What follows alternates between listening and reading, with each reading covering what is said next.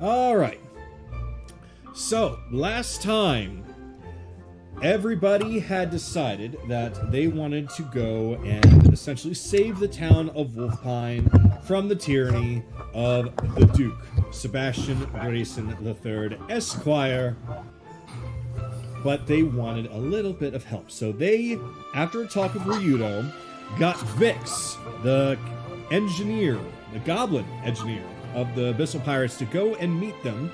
And with her help, along with the goblins of the small goblin village south of Wolfpine Pass, they managed to stage a distraction for all the guards, as all the goblins and Vix went and attacked the Noble District. While that was happening, the rest of the party managed to get inside of Sebastian Grayson's mansion. However, because they went through the front door, there was Atticus Blake and several other guards waiting for them. Nahiri, upon seeing Sebastian, had actually fallen stiff, crouching down on the ground and having a bit of a mental breakdown. Nobody exactly knew why, but she would explain later. As they were fighting, Anaran was trying his best in order to get Nahiri to snap out of it to lend the group assistance, but it didn't really work out so well until he did something desperate. And he grabbed Nahiri and placed a big wet one right on her face, just sucked them lips and just gave her all that Frenching tongue.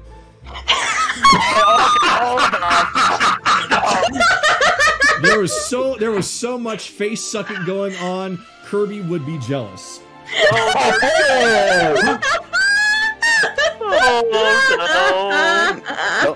Needless to say, he'd be jealous, or Ridley Scott would demand his cut. Needless to say, after a little bit of that and some reaching around and groping the ass and Nahiri finally snaps out of it, and definitely changed in appearance and attitude as she essentially reactively went to swing at Anaran, but immediately forgot he was even there and went chasing after Sebastian. The guards were of no challenge to everyone, and even Atticus Blake told the group that he would be more than happy for them to go up and put Sebastian in his place. In fact, he faked falling asleep alongside the rest of the guards from a spell that, Evelyn. who was it that? No, who was it that? Evelyn. It was Evelyn. I'm like, who cast it? It was definitely Evelyn. It was You're Evelyn. good. Okay, because I had a brain fart. I'm like, who casted sleep again? So Evelyn casted sleep, and Atticus actually faked that he fell asleep as well, and it would soon be revealed why he wanted to help them a little bit later as well. So after all the guards and Atticus were set aside, Sebastian tried to flee, but unfortunately he just was not fast enough, as everyone caught up to him, and they stepped aside for Nahiri to take the last blow, and using the power of hentai, she essentially ripped him apart. I don't mean like figuratively, I mean she sent tentacles straight down his throat and literally ripped him in half, throwing one side of him to a wall and the other side of him to a wall. He was dead. It's some Game of Thrones shit right there. That is when Atticus decides to step up, and he decided to become the new leader, if only temporary, for now, of Wolfpine. He was essentially under Sebastian's thumb due to a debt that he owed, but instead of continuing his service and electing to revive him after his death, he decided to just let the party do with the body as they want and take over as the leader of Wolfpine. They all decided that it was probably best to just go on ahead and leave the town instead of sticking around for too long. So they go and they camp outside along with the goblins who had helped them along the way with the promise that they would go on board of the Tidebringer and be taken to the goblin village.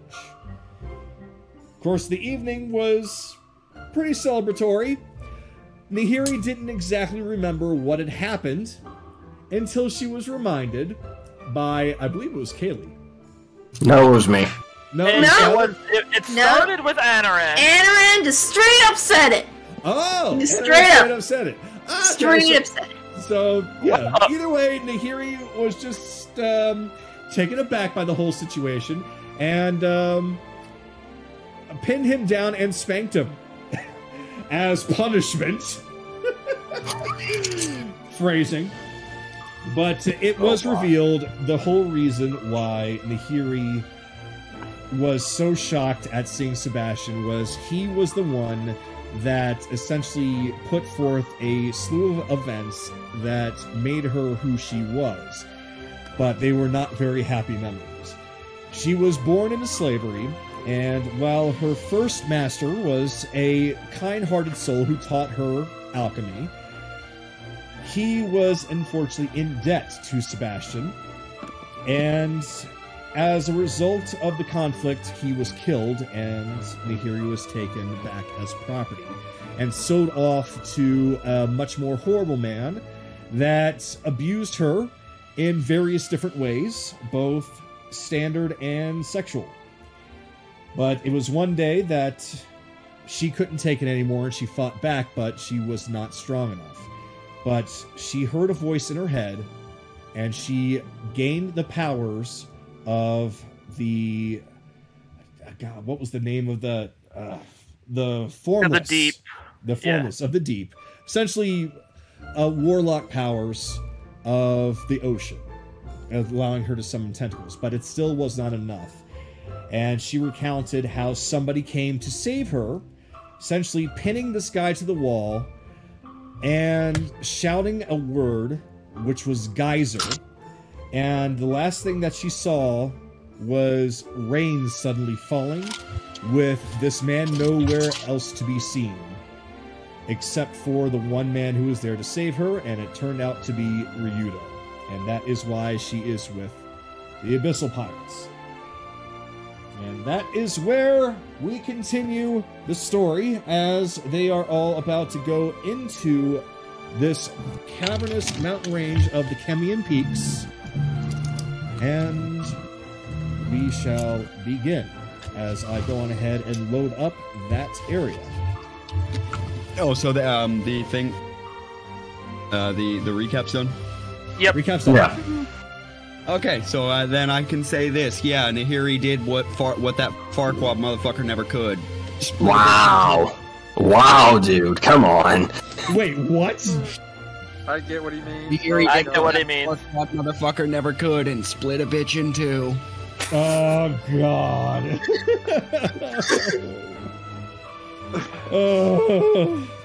Too soon, dude. All Never. right. That's I what he would- deserved. I mean, with that guy, no, it isn't.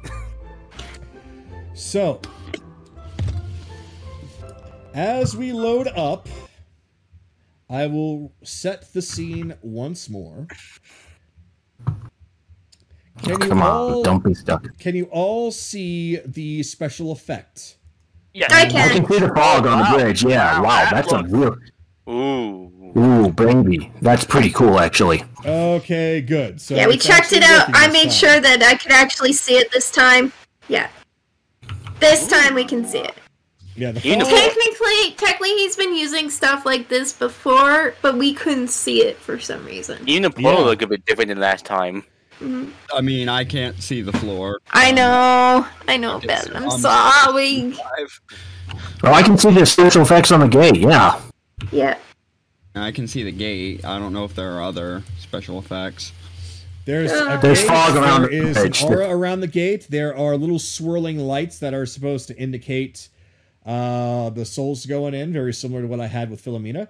And there's supposed to be a fog-like effect that's right above the bridge to indicate the mist coming from the water. Yeah, I can see the fog. That's pretty cool, actually. That is super cool. Yeah, I can't, and for the floor is just one gigantic white block with a grid on it. Well, that's a problem. It's supposed to be a mountain cave. It's because he hasn't loaded anything yet. I'm stuck at 75%. If you want to try reloading back in. Didn't work last time, but I'll give it a shot. Alright. Oh yeah, I've never seen the casual fakes for these two before. That's pretty cool. The casual what? Where they're not in combat. These two. Gotcha. So let me go on ahead and set the scene for you all. Now he's 50. Oh. No! It's even worse! Now the terrain's just not there. Do you want to restart your computer, then you can catch back up? Oh my god. No! We'll see if I can reload and load even less of the map this time. Yeah, I'm just saying, Rebellions, the last time this happened, you did have to restart your computer. No! God, I was gonna be like, come on! Come fucking on! He is forever stuck at 50. Oh no. No! Oh boy. Is it because of the music? I don't think it's it's the music. And the music started playing. Well, the music started the moment you. It's probably the music for him. I don't see why it would be, but whatever. The music tends to cause a lot of problems for some strange reason. Mm-hmm. I mean, it's probably it's since it's only me, it's got to be on my end because Tabletop Simulator just crashed when I tried to close it to hard reset it. That might be doing while you're trying to get back in, do you want me to kind of just continue at least to kind of get the ball rolling with that? Yeah. All right. Okay, so let me pull this up. One quick thing before we start. I don't see Sue anywhere. Let me get Sue in there. I'm sorry. I'm surprised that Sue was not in there. So let me and Thank you. And not gonna lie, I thought these mushrooms were gold nuggets. Okay, there. Oh, okay. Oh, all right. Okay. Oh wow, Charge, you're right. Charge, you're right. It does kind of look like golden ignits. He's at 83. Mm-hmm. Let me pause. Maybe if we leave it alone, maybe something will happen. Maybe. So I'll go ahead and read, and then I'll reset the music for him. So, as the party continues to traverse the cave, they come across the sound of rushing water echoing through the walls, rather. Mushrooms can be seen growing in various patches of the ground, and rock and moisture in the air starts to grow thicker. Beyond one more archway, they are met with what appears to be a chasm filled with rushing water, connected on both sides by a stone bridge. But on the other side were the silhouettes of two very large and imposing figures. Above them, the familiar sight of floating lights being gathered towards a doorway that they had dealt with once before. And as they stepped closer, the full appearance of the two figures made themselves known. It was a large orc, strapped in armor with a pair of massive hammers strapped to his back. Beside him was an even more imposing figure, covered in black armor and strapped with an axe the size of which you've never seen before. However, Skylert recognized both of the figures and their weapons quite well. Alright, so first, he immediately freezes when he spots the two figures, and feels a rush of emotions coming through him. Anger, fear, anxiousness, hatred, all the negative emotions that a person can experience. He hesitates for a bit, but then he steps out first in front of the group, and draws... Oh, sorry, Belle, I hit the wrong figure. Draws his sword, I don't know and says... Sword or a crossbow? I mean, me having the crossbow out is fine, because I'm not fucking walking up there. Alright, so his lips curl into a snarl as his voice tries to form words. Was he gonna give a long-winded speech? All that comes out from his, "You murdering sons of bitches! What the hell are you doing here?" So, what happens is that... Let me zoom in over here. So, it's actually the orc that turns around and steps forward. Well, well, a swarm of insects come to infest. He reaches back and grabs his 2 hammers and slams the heads together, causing the entire room to vibrate from the sound. The man in black raises his hand up, signaling for the orc to silence himself. Quickly relenting, the orc lowers his arms and steps back as the man in black steps forward. It was clear that it was the Mutilator, and they were working with yet another gate to the Shadowfell. You've got your own duties to see to. Anybody want to speak up before I continue? Nope. All right. Well, we don't have a cannon for this one, but we're gonna have to close this one. Yeah, fine. The orc just turns. He straps his hammers back to his back. Shall I call for the tabaxi? No. Take them with you. They won't be necessary. So, the orc just grins and starts to walk out the back door. And he walks off into the shadows behind the archway. However, you can hear a bit of a chuckle from him. At least keep Scrawny alive so I can get a shot at him, please. And as the orc disappears, the Mutilator steps forward, his left hand resting upon the hilt of his main weapon. He stares at the group, though his main focus appears to be on Skylar specifically. Alright, so... Oh. Actually, go on ahead.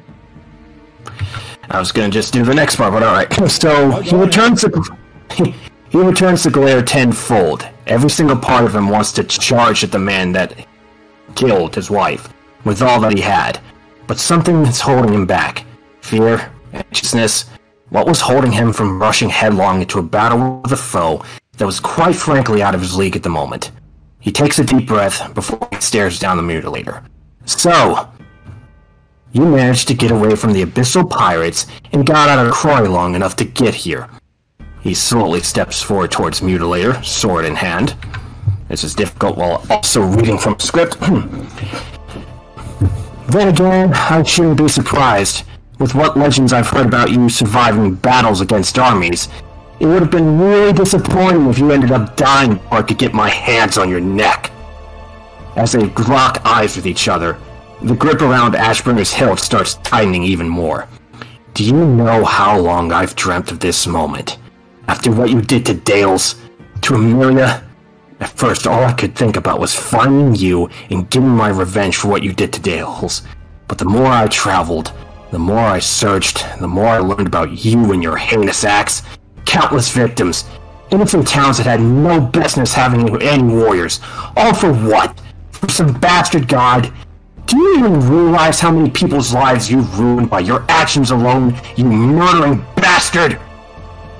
So as you step forward, the rest of you can hear some noises coming from your direct right, as Vix gets herself in her armor that you're familiar with before, and she absolutely, absolute bloodlust in her eyes, just charges directly at the Mutilator, just screaming at him.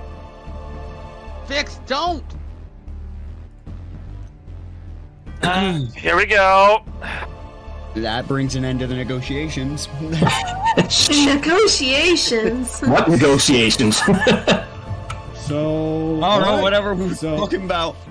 So, alright, so what happens is Vix leaps up and revs up her chainsaw arm and attempts to bring it directly down on the Mutilator. But with an arm, no weapon, just with his arm, he smacks the entirety of her suit out of his way, and she lands in the water below. Vexed!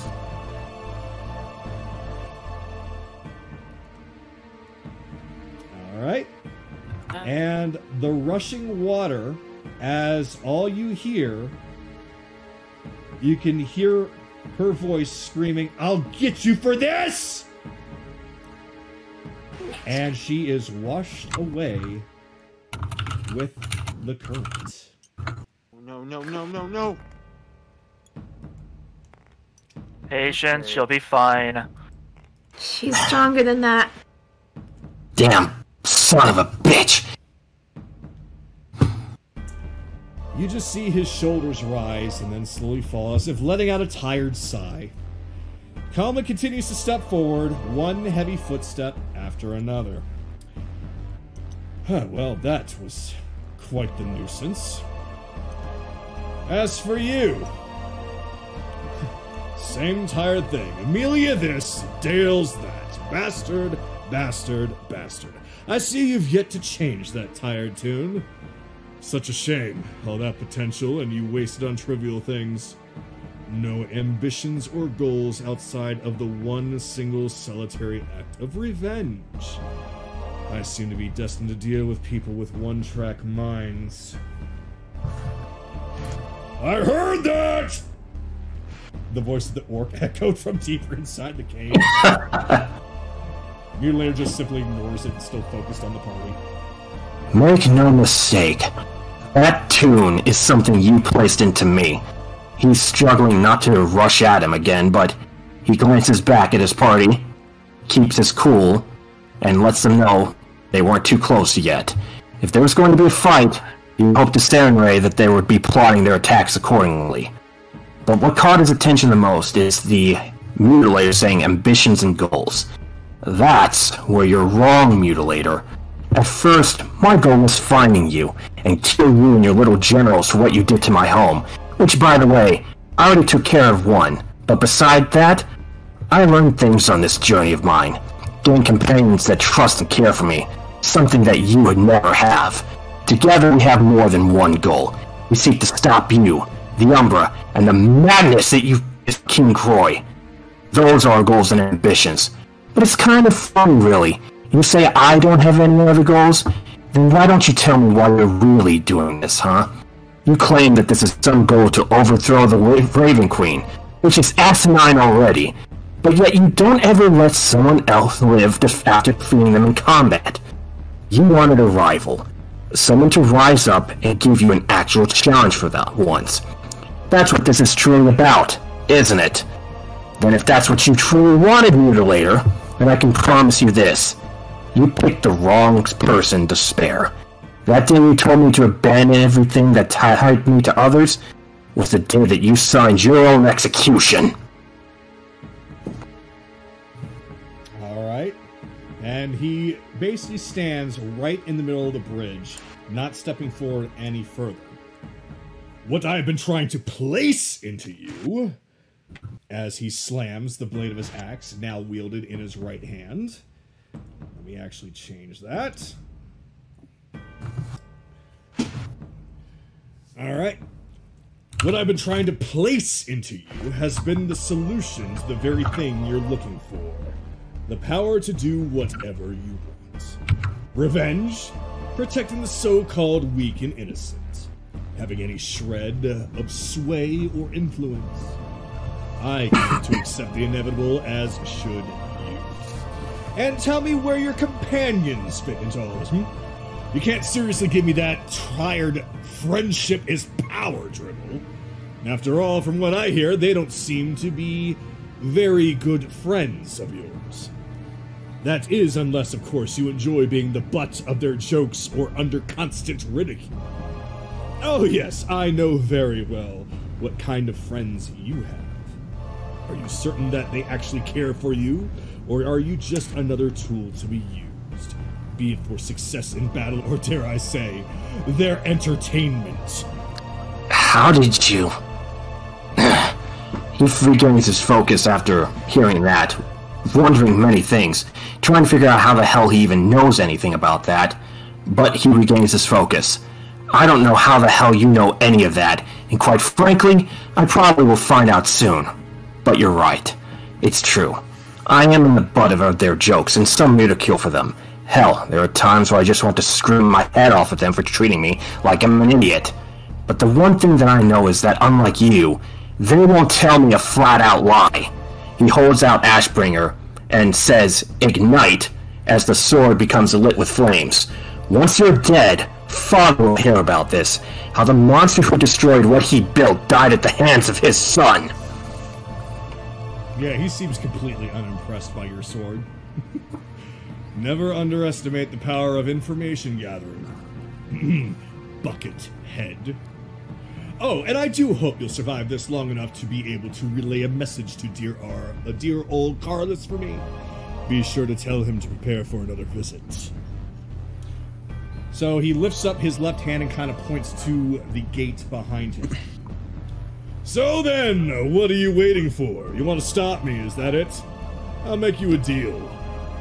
If you manage to seal that gate, or defeat me, then you can pass. Simple as that. How do you know? Fine then. Let's sell this here and now. May I interject something? What? No, I'm asking in character. May I interject something? What is it, Bell? He just looks at you. I'm directing this to him. All right, yeah, he's looking right at you.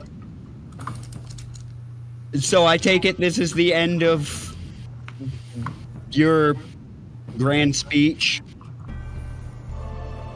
Again, I'm not directing this at Sky. He actually he like rears back his head and starts to laugh. Like, I suppose you could say that. I lightning bolt bridge. You lightning bolt the bridge. I'm attempting to blow up the bridge he's standing on.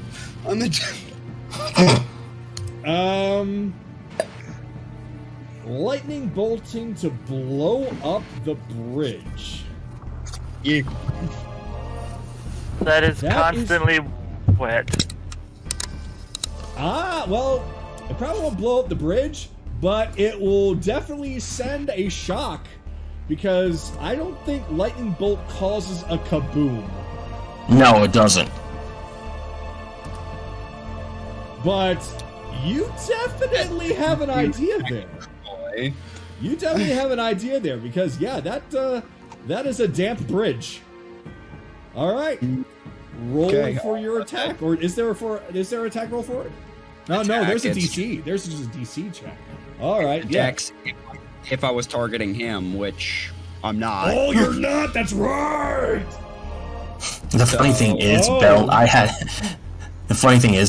like one more piece of dialogue, but I guess that can wait. It's okay. It's okay. I did not want him to get off that bridge. No. I mean, technically, anybody could have interjected at any point and be like, "Okay, tired of this, lightning bolt," and that's what he did. And he's perfectly entitled to do so. And quite frankly, that's a smart idea. So I'm gonna say, yeah, roll your damage. Well, while he's doing that, Sky, try fixing your mic. I set it on a different setting. Does it sound a little bit better? It sounds exactly the same. It sounds as if you're talking through a walkie-talkie. Yeah, it's a little robotic. What I would suggest is just unplugging and replugging in your mic. That. Okay. Go to your mic settings like you did last time. Voice activity, push talk. Everything seems fine over here. Are you looking at Discord, or are you looking at your actual mic settings? Discord. Don't look at Discord, look at your actual mic settings. Okay, let's see. Where is it again? Alright, found it. Let's see, how do I get this to work properly?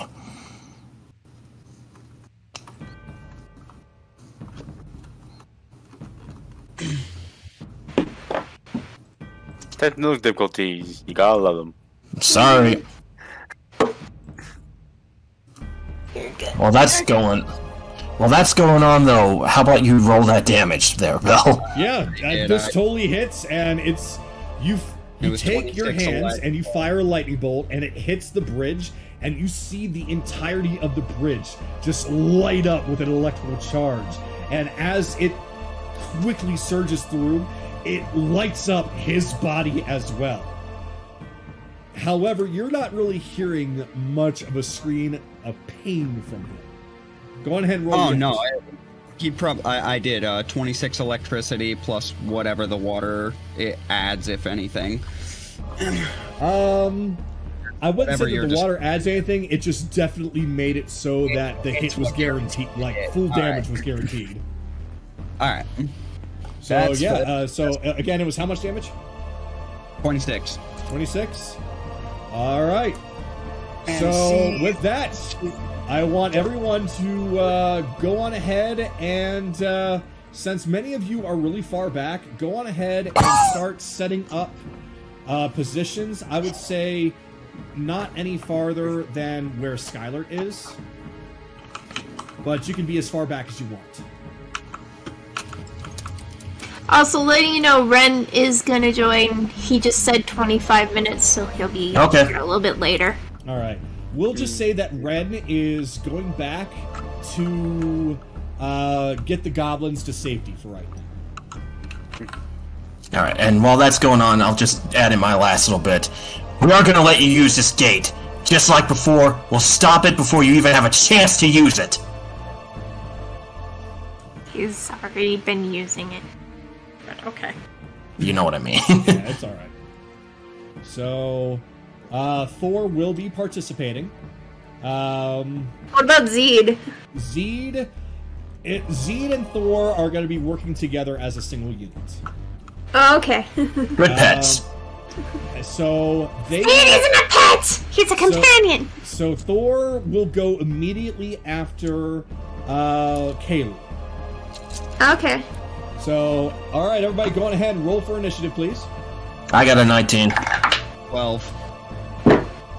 Are you fucking kidding me? You're in dice jail. Oh no. Shit. 19 and so yeah, 19 for me. Well, then you go first. This is retribution. What'd 5. you get?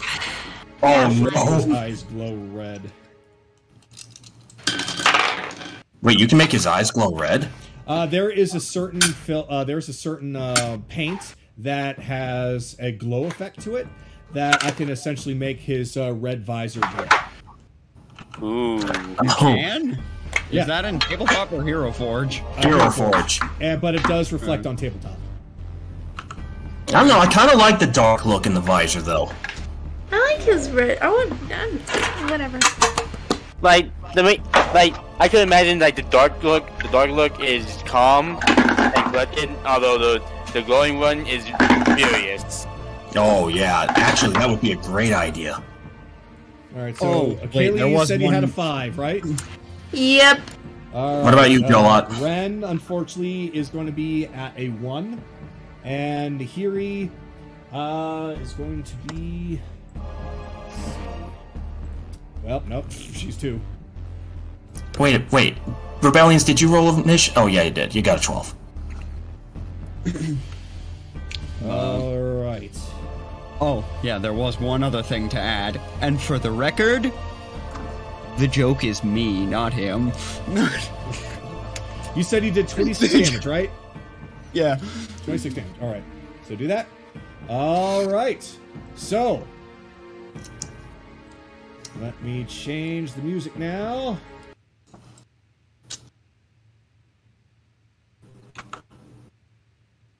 if it wants to play. Give it a second.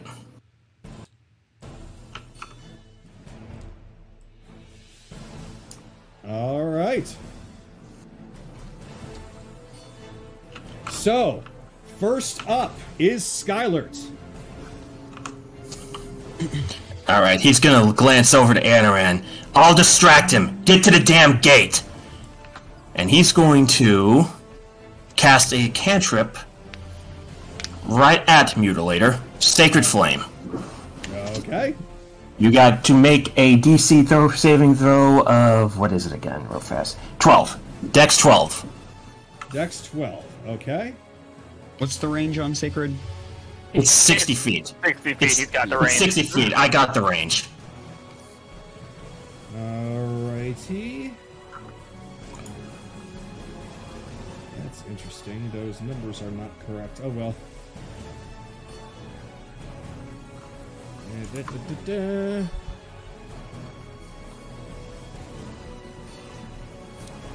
Okay, 16. Oh, yeah, you beat it. Alright, and for a bonus action, I'm gonna cast Shield of Faith on myself to get me +2 bonus AC for the duration, which is 10 minutes.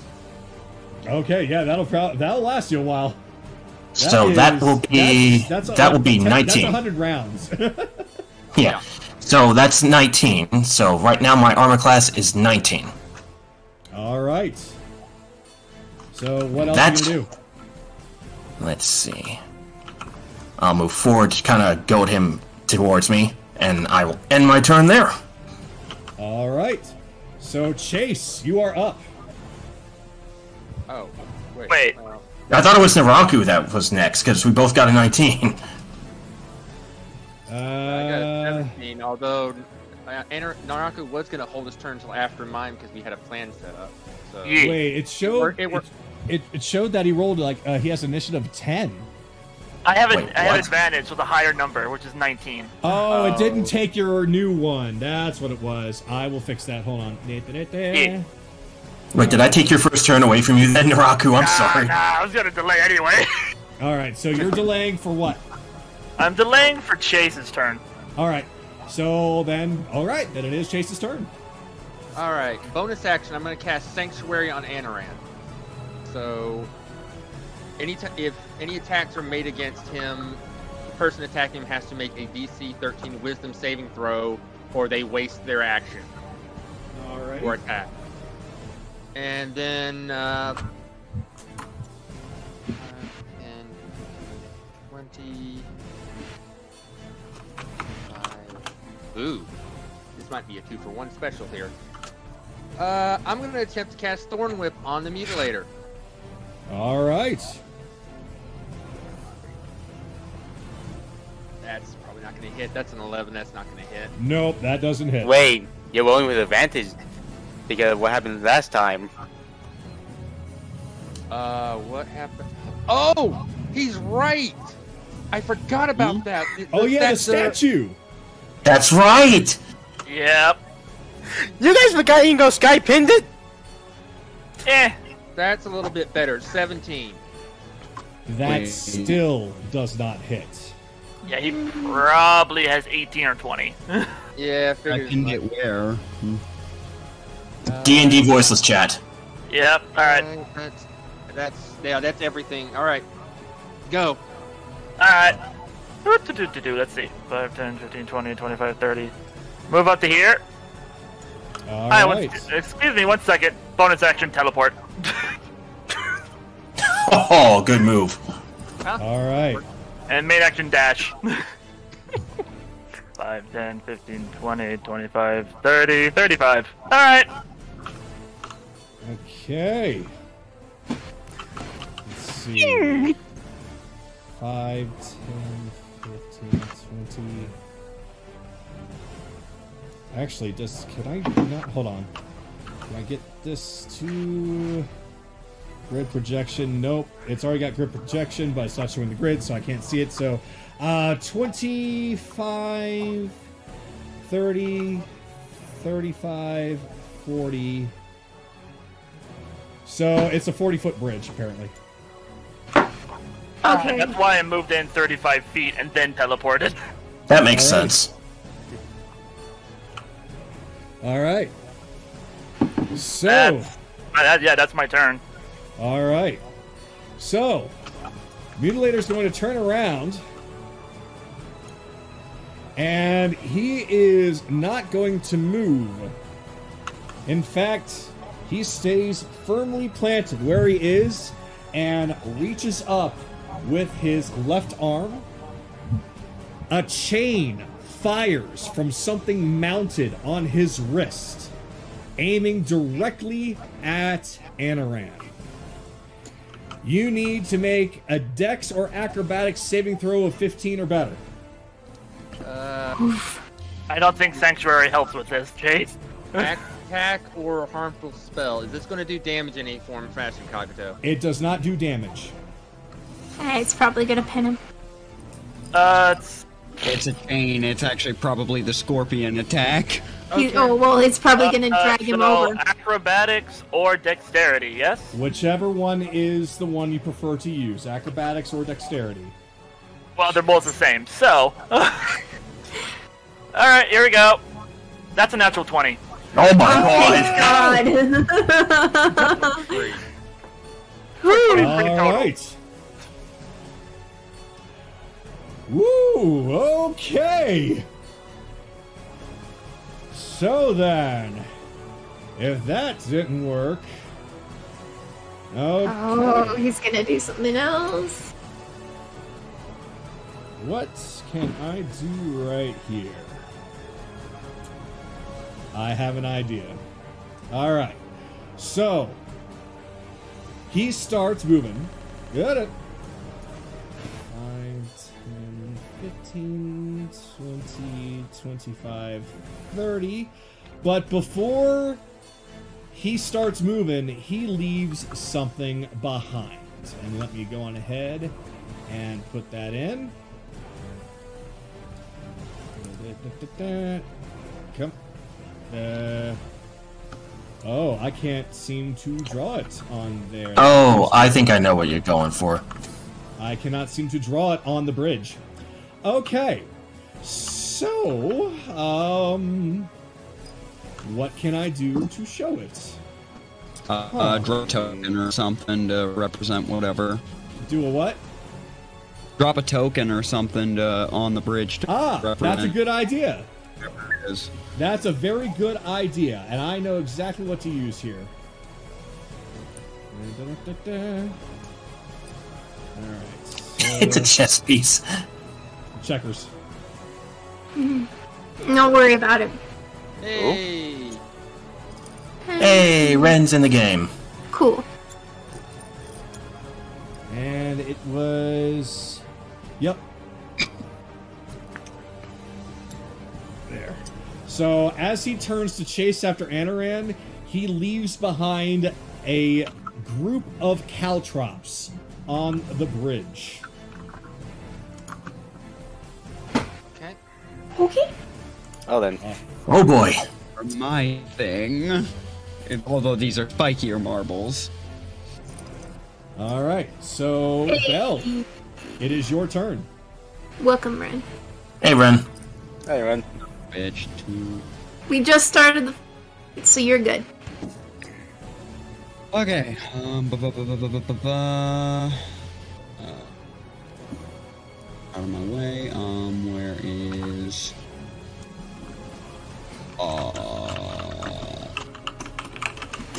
All right. Activating Blade Song.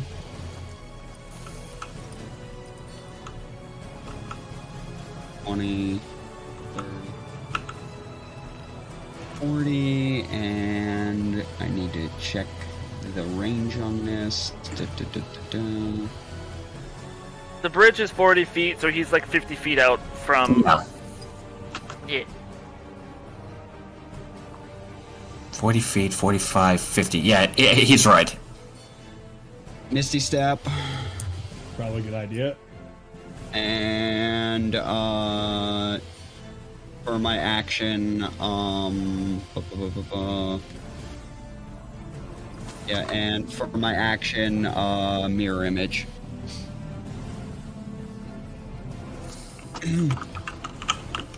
So that's my turn. All right, Anaran. Yeah. He is going to arm his chain and fire it at you once Yeah, again. let's go. Action. Here we go. Here we go. That's an 8. Oh no. Alright. So, he fires his chain and it starts to wrap tightly around you. So now, what is going to happen is I need you to now do a strength saving throw. 17 or better. Yeah, that's not happening. See, that's a 10. Alright. So, now he yanks you directly in front of him. That's fine. Yeah. That actually making this even better for me. Alright. So, it is now Evelyn's turn. Let's see. 1, 2, 3, 4, 5, 6. And haven't done this little trick in a while. I'm gonna vortex warp 2 people. Who are you picking? I'm picking Scarlet and Chase. All right, let's go. All right, place us where you want us, then, buddy. Just Pick up our pieces and places. making sure we get 90 feet. Yeah. Oh, you got more than enough Yeah, range. you got plenty of space. So I'm basically playing Scarlet, basically right by Muty, and I'm taking Chase a bit further. Right about here. That works. Okay. And if memory serves me right, that take one of my spell slots. Yep. On my level 2, and also I believe 2 points of sorcery. And that will be my turn. Alright. So, let's see here.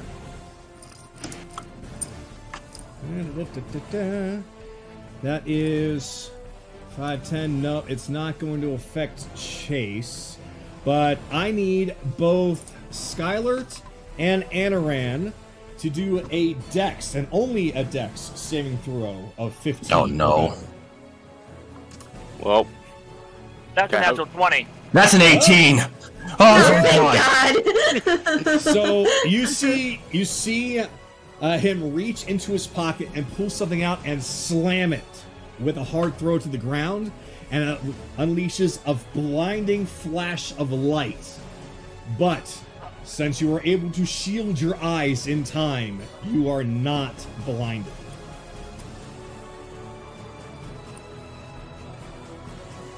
All right.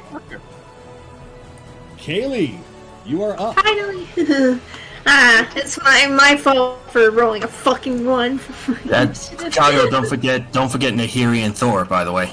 I That's do true. not forget Well, about Nahiri. They're right after me. Yep. And Oh, by the Nahiri way- rolled a 2. By the way, Ren, sorry that you're all the way back here, but if you want to move up a little bit, feel free to, I guess. Yeah, he didn't get a chance to. I'll drop him right here. That works. Okay. I'm All right. going to cast Jump on me. And I get 60 feet for my long jump. So I'm going to jump right over here. All right. Well, since I can't stand right there, I'm going to have to position myself here. All right. But how far up are these rocks here? Those are going to be, let's see, 5, 10, 15, 20, 25, 35 feet. Shit, okay. It's just... what about the range over here? This is going to be, let's see, 5, 10, 15, 20, 25 feet. Okay, so that's better. Would I be able to jump up to here? This spot here. Basically, you're trying to get here. Yeah. Basically. You can jump. Yeah, you can jump up there. Okay. I'm going to try to jump. From your position that was there, you basically can leap up there as an extra movement. Yeah. So, I'm gonna. It's gonna be a little messy trying to situate yourselves on there. I know, but we'll just do what we can. I'm gonna put my character here, but just imagine that she's up here. That's fine. Oh, I mean. Hey! If I was here, if I was able to put my character. Oh no. Oh no. Oh no. Like maybe here looks more stable, but I can't. It let me try to set it, okay. Because it's weird. It's weird. I know. Let me try.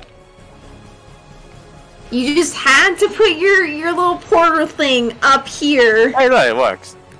There, perfect, great. Well, I didn't know that you would fall through this particular material, so it's fine. It's fine. Okay. I think that's all that I can do for now, because that was technically using up my dash ability for my bonus action, so.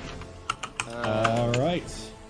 So, Nihiri, 5, 10, 15, 20, 25, 30, and... Oh... Yeah, she's not going to be able to get over that on her own. Let's see, 5, 10, 15, 20, 25, 60. I believe she'll be able to actually... Yep! Alright. Just in range. So Nihiri is going to blast him with Eldritch Blast twice.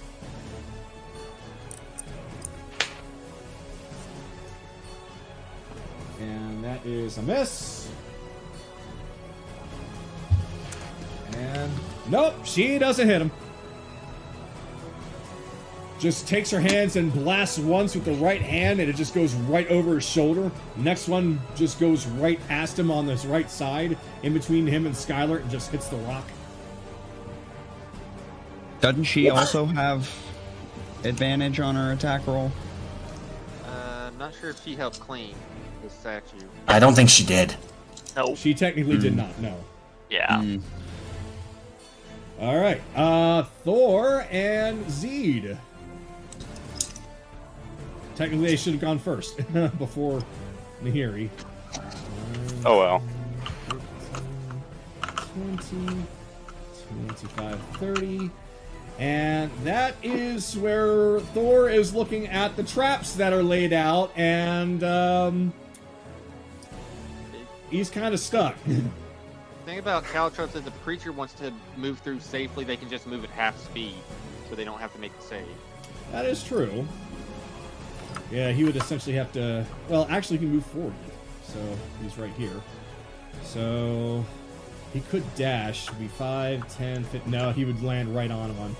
So... Well, I mean, he's a quadruped, so he could, in theory, make an acrobatics to jump that. Actually, like I said, he moves 40, right? Yeah. So each one of these would be 10 movement for him not to be affected. Right. So, yeah, he'd be 5, 10. So yeah, he would be right on it. You're correct. Yeah. Yeah. So that's as far as he's getting right now. So, Ren, you are up.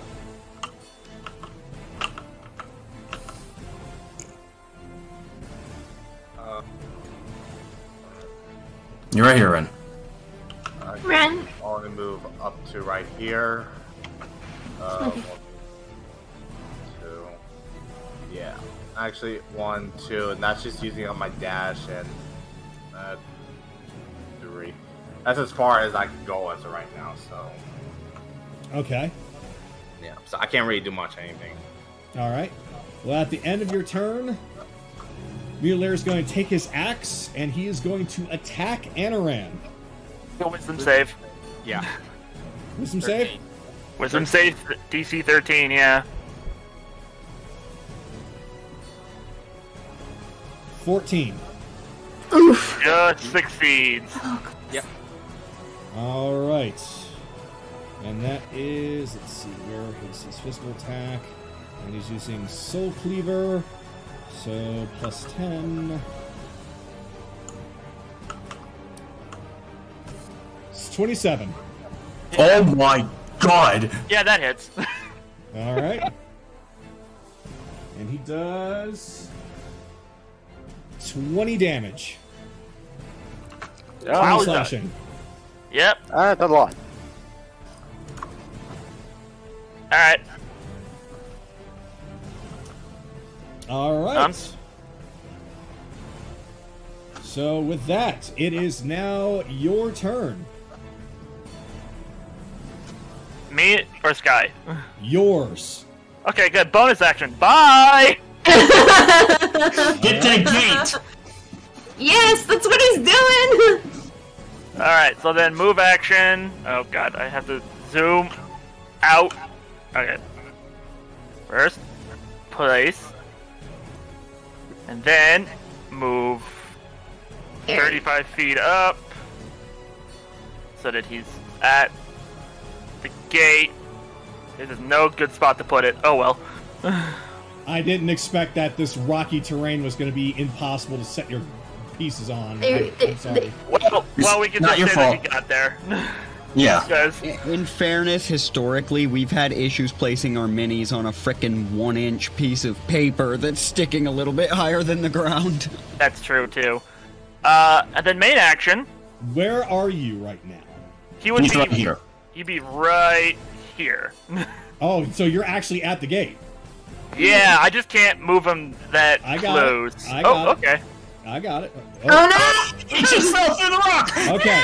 I want... Well, that I am the tracks. only one He's touching technically his standing character in the right now. portal. I am the only Okay. one touching his character right now. Understand? Hands off the mouse. Yes. Thank you. For whatever reason, it's laggy on my side. Oh, I don't think it's just your side, because it's like dragon for me as well. Yep. Yeah, we know what you're trying to do, though. God. What in the hell? Why is It's the it entire- so laggy?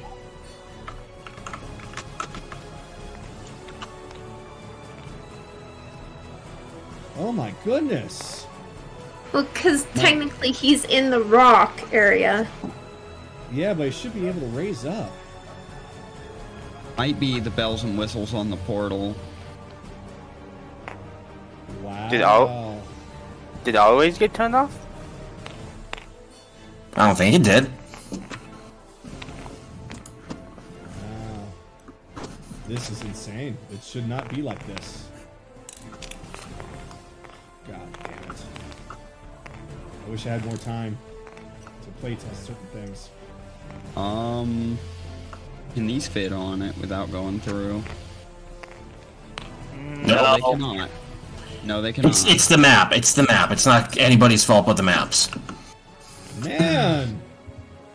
All right. worth a Well, shot, though. fine. You're.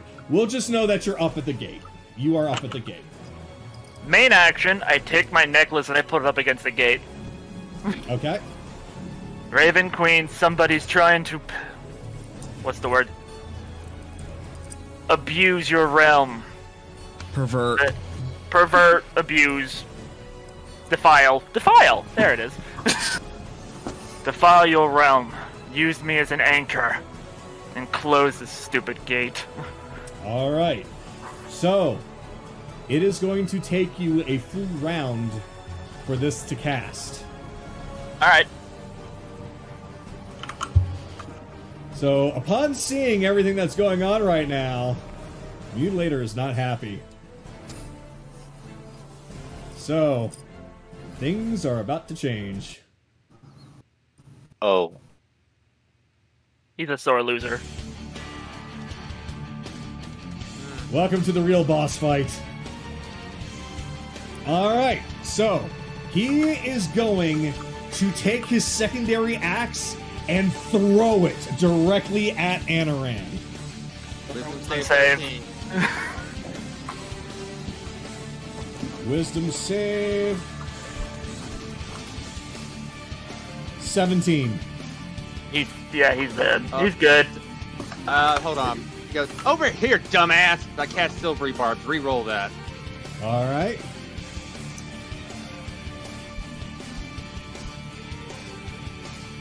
$13.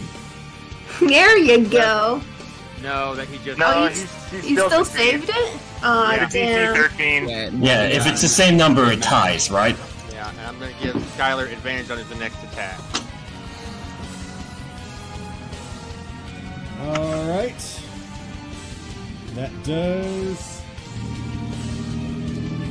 15 damage. I'm down. Fine. Kaylee will be there next turn. Alright, Although his Skylar. axe is now up here. Alright, my turn? Yep. Alright. So he's gonna try to get his attention back towards him. He's gonna strike out first with Ashbringer. Here we go. That's a 22. That hits. Woo! Baby! Attack is with Do advantage. advantage so that you can get a crit. Yeah. Alright, I'll try to reroll, get a crit. Let's see. Nope, still a 16. Alright. Alright, first, regular damage. That's 12. Let me do 2d6 custom. That's...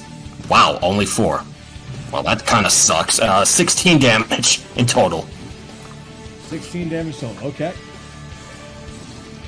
And then... 16. And then, for my bonus action, might as well do it while we have the chance to do it, I'm going to use Action Surge to attack again. Okay. Oh, thank God, that's a dirty 20. That hits. Whew! Regular damage first. 11. 2d6. 6, so 17 damage. Alright. Is that grand total or just from that second attack? From that second attack. Gotcha. Alright. Yeah, you hit Yeah. pretty good there. Okay, so let me actually count all my damage all together with all those attacks that I did. No, it's okay. I already put it in. Okay. So after he slashes him the second time, he kind of looks at him like, "What I tell you, having allies isn't so bad, you son of a bitch." Alright. So he looks at you, but he takes something in his hand and throws it at Kaylee.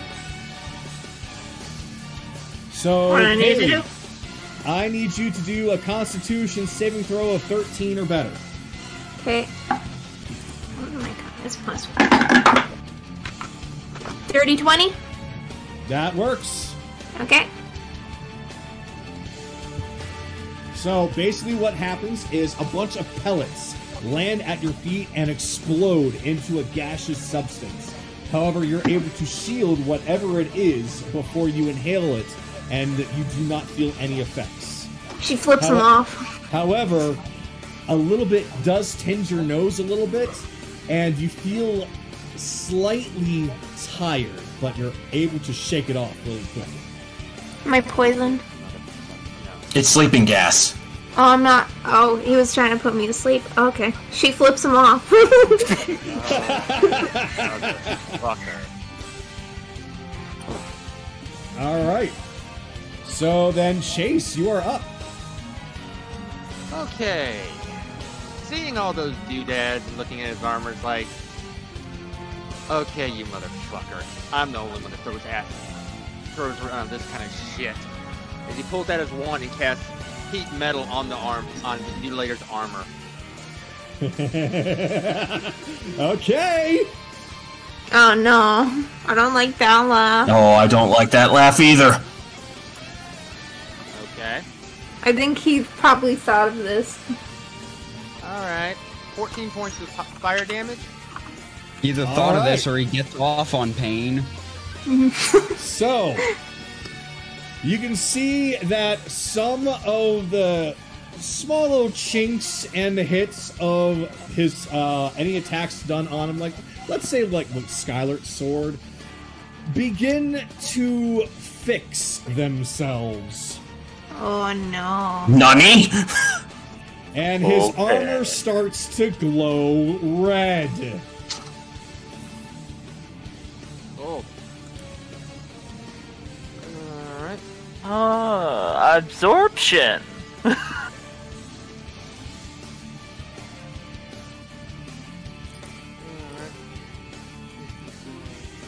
fine. Still has disadvantage. Okay, how far away is Anaran from me? He's at the very top, so it's going to be basically 5, 10, then you have to climb up. You, even if you dash, you would not get to him.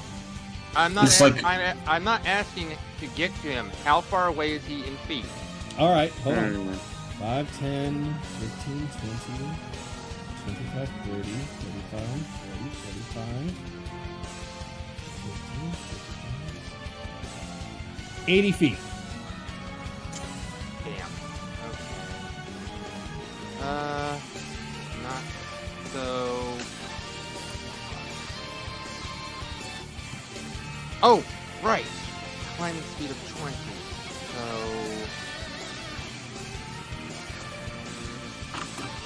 If I get to here, how right next to where Kaylee is, how far would he be? Would he be 60 within 60 feet of me from there? He would be within 60 feet of you from there, yes. All right. 10, and then I have a climbing speed of 20, so I'm going to get right next to Kaylee. We'll next do up. our best. We'll do our best with that. And while that's going on, since he's now within 60 feet of me, bonus action, second level healing word on Anaran. All right. Anaran, we need your ass up. 8 points of health. That's something. Better than nothing. Wow, I cannot believe this terrain is just impossible. Kaylee, you're going up there. Oh, holy shit. No, that's where I wanted to go anyways. So, I'll just... It's fine. Yeah, this is almost comical now. It's fine. Fine. Good Yeah, enough. this- It's just tabletop being tabletop, boss. It's not your Yeah, fault. Because it's only because the collision is weird. Like the rocks, I'm surprised half of the rocks you can't stand on. If only we could see the collision. It's fine. Let's just Alright. continue. All right, that's all my actions. So my Alright. turn's over. Okay. So with that, it is now the Mutilator's turn. And he is going to turn to Skylert. And he is going to attack.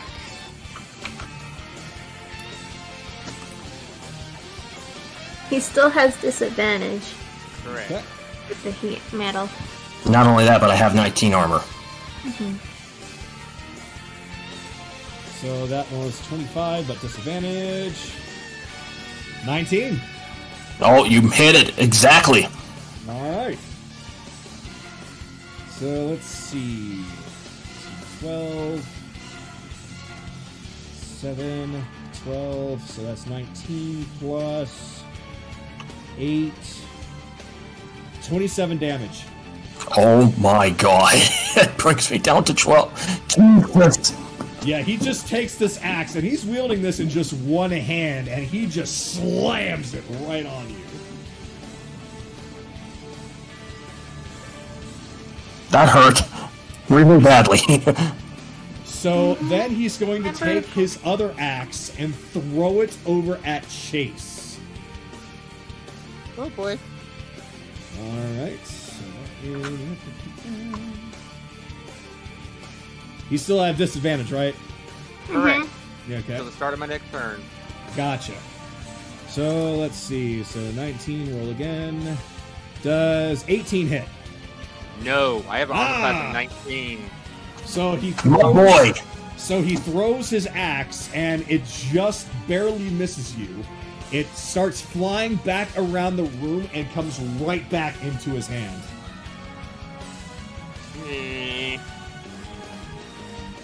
Alright, so right now, he still hasn't moved yet. So 5, 10... Yep. So you can basically see him take his arm and fires his chain up at the ceiling, and he pulls himself up right next to Kaylee. However, you get an opportunity attack, Skylar. Nope, alright. Swinging it. He's too big. He's too big. That is a 25. That hits. I'll re-roll just to see if I get a crit. No, I'm taking the 25. Slashing damage first. That is 10. 2d6 once more. 12. That's 12 damage total. 12 damage, alright. Yeah, there's just... Wow. It was good before. I know. I wanted him to be up and out.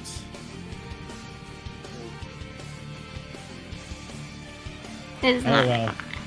It's fine, it's fine. It's just tabletop being tabletop. Yeah. So how much damage did you? I did 12 damage total. 12 damage? Oh. I got two. I got 2 ones on the custom roll. 12 damage. Alright. 12 damage? Good. Alright. He went next right to here. me. Hang on, I'm putting it for him. Right here. Oh. Yeah. He's right here. I might do something to help make it a little bit easier. Yeah, I'm gonna do something real quick. Okay, go on ahead and take your turn. Wait, who's next? It's been. No, so he just moved? He just moved next to me? Yeah. Okay, so he's not doing anything, right? No, he attacked Skylert, and he attacked twice. Or did he attack twice? No, he attacked once. But, He attacked me as well. Remember? Oh, that's right. Yeah. He attacked. Yeah, he attacked. He attacked twice, and now he's moving. Okay. Alright. So he grappling hooked his way up to you. There we go. I basically locked him in place, and I just lifted him with that shenanigans. Okay. Are we able to lock are we able to do that same thing with our minis? Lock them in place so that to substitute traversing, so our positioning on this cliff. Yeah, let me actually do that. So, well, whose turn is it? It's Belle's turn is next. Okay, then Belle, take your turn. We can do that while you're doing that. Like that way, there's no confusion about where people are. That's what I'm trying to do right now. Yeah, you go ahead, Belle. Okay. Alright, so... There... And Inaran is sitting there. He's right in front of Kaylee, right here. Yeah. Oh, he fell. But technically he's up next to the gate, so...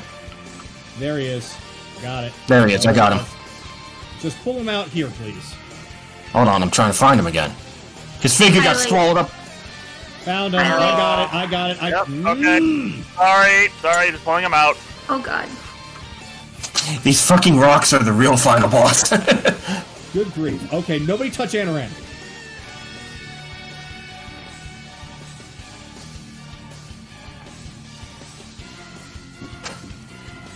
Whoa.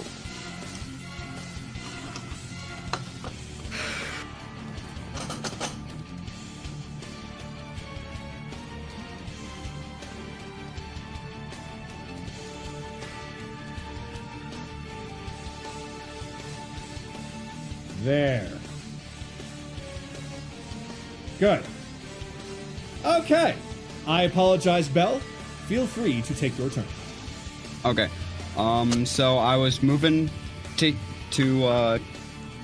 I was moving to here where I was. How high up is this? From right there, that is about 35 feet. 5 feet. Okay. What about over? What about?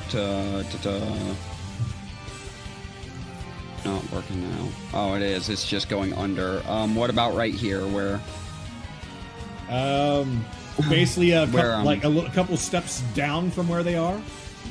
Yeah, something within 30 feet of. I need a 30-foot target for. All right, that'd be about right here. Like right. Yeah, here. The arrows are going underneath the terrain. So. Got it. So yeah, right around there. Okay. Okay, so what I want to do, I don't know how the action speed will work out here. I'm running by Sky. As I'm doing that, I want to toss him a potion, and then Misty Step. Can I do that without burning my actual action? Let's see. If you're tossing him a potion, that would be an action. Okay. Yeah, it's only a bonus action when you're drinking a potion yourself. What kind of potion is it? Just regular? It is greater healing. Wait, are you trying to make me heal on your turn? No, I'm tossing it, unless you... Do you still have healing? I have hold on, let me count. I have 3 greater healing potions, but I will take that extra one. Okay. I will take that extra one. No, I didn't know that you hadn't, so I'm not gonna do that if you've got it covered. I wasn't sure. So okay, I'm gonna go to in that case, I'm just gonna go to there, and then yeah, Misty Step to. Misty Step to that area. Yes. Yeah. So and you let can me lock lock him. you in place, and let me put you in position.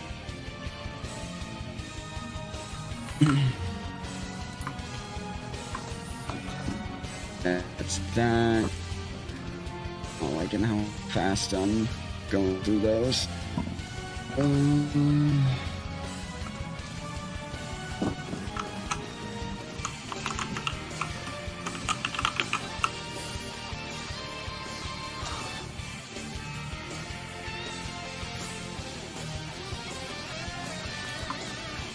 Roughly right here.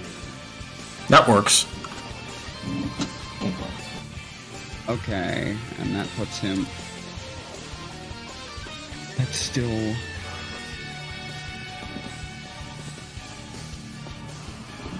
So if you're basically wanting to get on this rock face, just tell me that you want to get on there, and I will move your characters where you want. To make things easier, if you're on this rock face, unless you're way all the way over here on the end, then pretty much you can go from, let's just say where Bell is, you can take 30 feet movement to get up to the gate. Okay. That's good to know. Yeah, just to make life easier. I'm not sure if this is going to be effective, but for my actual action, because Misty Stepping was bonus, I need him to make a.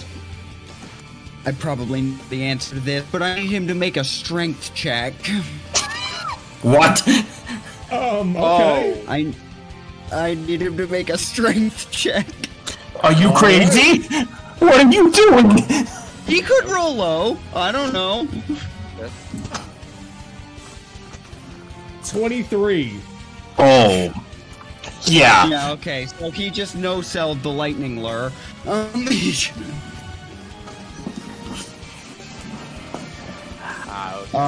So yeah, coil of electricity wraps around him, and he doesn't give a fuck. Yeah, he just kind of takes his not arms moving and from that snaps spot. it right off. Yeah, I didn't figure that would work, but I had to try. That's my turn.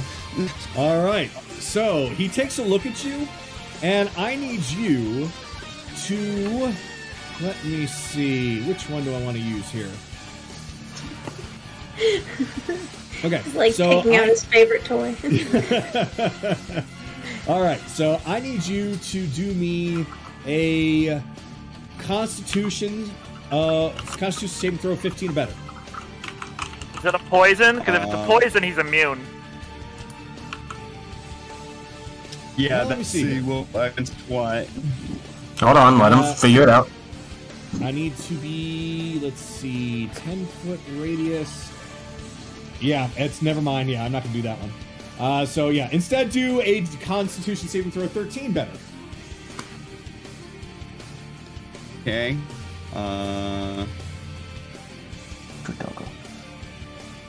16. All right. So you see a bunch of what was pellets it land. against? You see a bunch of pellets land at your feet and explode, and you are able to shield your face from the smoke that comes out of them. Though it does tickle your nose a little bit, and you feel slightly faint at the smell of them. But you are perfectly fine. Did you just fart at me, you bastard? Bell, don't antagonize him. Actually, I want him coming down from the gate, not towards it. He I doesn't will want to. antagonize him as much as I damn well please. He doesn't want to. I'm sure Belle doesn't want him next to me, so. I don't want him next to Kaylee. I certainly don't want him reaching Anarin. So Pissing right. him off is my best bet. All right. So Evelyn, it is your turn. Okay. So, 1, 2. Hey, would you like to get closer to him? Who are you asking, Ren or Nahiri? Nahiri. Oh, sure. Yeah, anything that could make me help a little bit better. Because I'm gonna vortex roll both Ren and Nahiri. Oh, okay. Where are you gonna vortex us to? He can target too. Let's see, Nahiri, I'm gonna vortex roll him all the way over here, and Ren, I'm gonna vortex roll relatively nearby. All right. But That's- you can vortex. Why don't you put him right on the next- top of the... Yeah, put him next to Anaran. Can I? No, put him down and let Kagano put you next to him. Yeah. Just let the dude do that. Well, I'm saying I that's mean, where. You tell me where you want them. Like having them up here would be good. Okay. So next to An. yeah, so, all right, so so next let to me- Anaran. So let me put them into position. Perfect. That gets our other meleeist acting as a screen between Anarin and asshole. And now, if you excuse me, I'm gonna turn one of my level 3 spell slots into 3 sorcery points.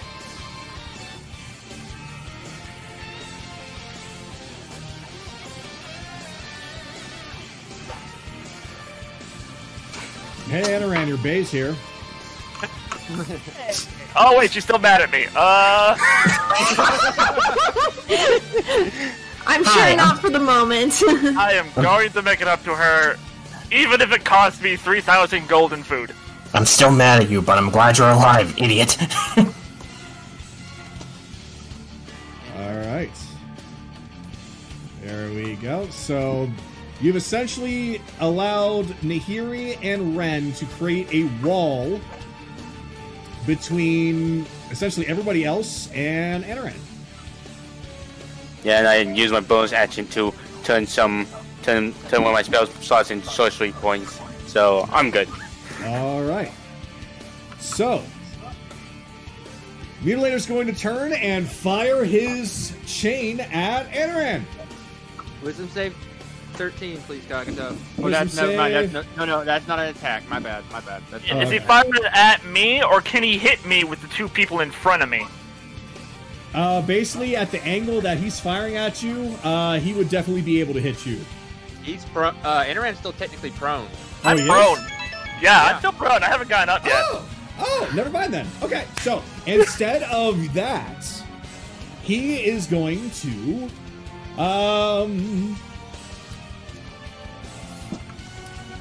you know what? I think that we need to have Skylar take a little bit more damage. Well, I'm nearly dead. Don't do that to me. Too bad. He's gonna take his axe and he's gonna throw it directly at Skylar.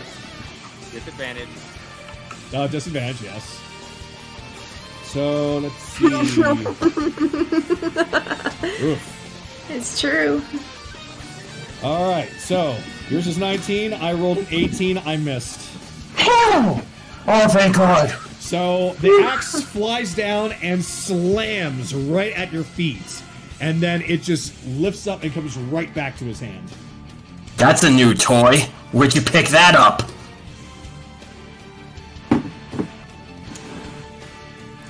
He's not gonna respond. No, I'm doing something really quick. Oh, okay.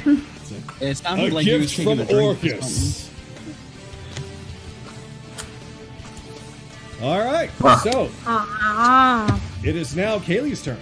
Kaylee, you are directly next to him. What are you gonna do? Okay, I'm gonna use a Zephyr Strike on myself, and I want to. How tall is this up here? Let's see. If it's 30 feet, it's fine. That is going to definitely be higher than 30 feet. No, that is no. That is from there to there. There to there is more like 20 feet. Okay, then I'm going to be moving to here, this little corner here, and then jumping up to here. So basically, you're trying to get up on that ledge. Yes. Got it. All right. So Mutilator gets an attack of opportunity. Nope. Are you okay with Nope. this? No, Nope. it doesn't. Not with Zephyr Strike. Ah. Oh, I see what you're doing. That's why I got Zephyr Strike. That was the point of it. Okay. And then I'm going to move directly next to Anran. All right. Many people have heard the song "Here Comes the Sun." All right. You are right next to Anaran. I'm going to give him a potion. I'm going to give him a greater healing potion. Okay, sweet. Sadly, I can't shove it down your throat, so... That's fine. Actually, So. can you not do that as an action? I assumed we were able to give stuff as a bonus action. Giving things to others is an action. If you're taking the potion yourself, that's a bonus action. Okay. Yeah, I tried to do that on my turn, but it would have consumed my action, so I didn't okay. end up doing that. Okay. And then... Yeah, I don't know if Zephyr was a action. Oh no, Zephyr was a bonus action, so yes, I can do that. Fixed. So yeah, I can give him my potion. Okay. It was an action. Zephyr was a bonus action. Okay, that ends my turn. All right. So Nahiri is going to get up and basically move over, and as you're attending to Anaran, she's going to move right on the ledge, right over here, and she's essentially going to start sniping him with more Eldritch Blasts.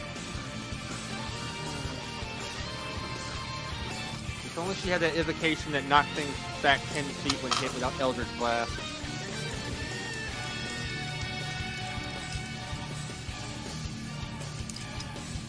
Yeah. Oh, wait, well, I mean, she does. Oh. Okay. I mean, I'm doing what Nahiri would do right now, and she'd be like, okay, I'm gonna try and knock this guy off the ledge. Oh, I've never seen her actually knock it. I've never seen the enemies fly back when she hits with Eldritch Blast. I think that's just automatic. Because I forgot. Ah.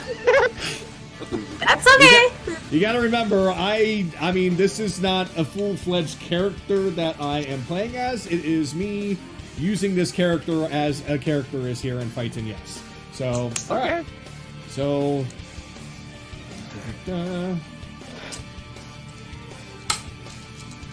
11... Nope, that doesn't work. Well, Nahiri isn't doing so well. She rolled an 11 and she rolled a natural 1. Oh no. So an Eldritch Blast just goes and he just swats it aside. The other one just fizzles out before it fires. Alright. Thor and Z. Nahiri, this isn't fucking badminton. Okay. So, yeah, from there, it was...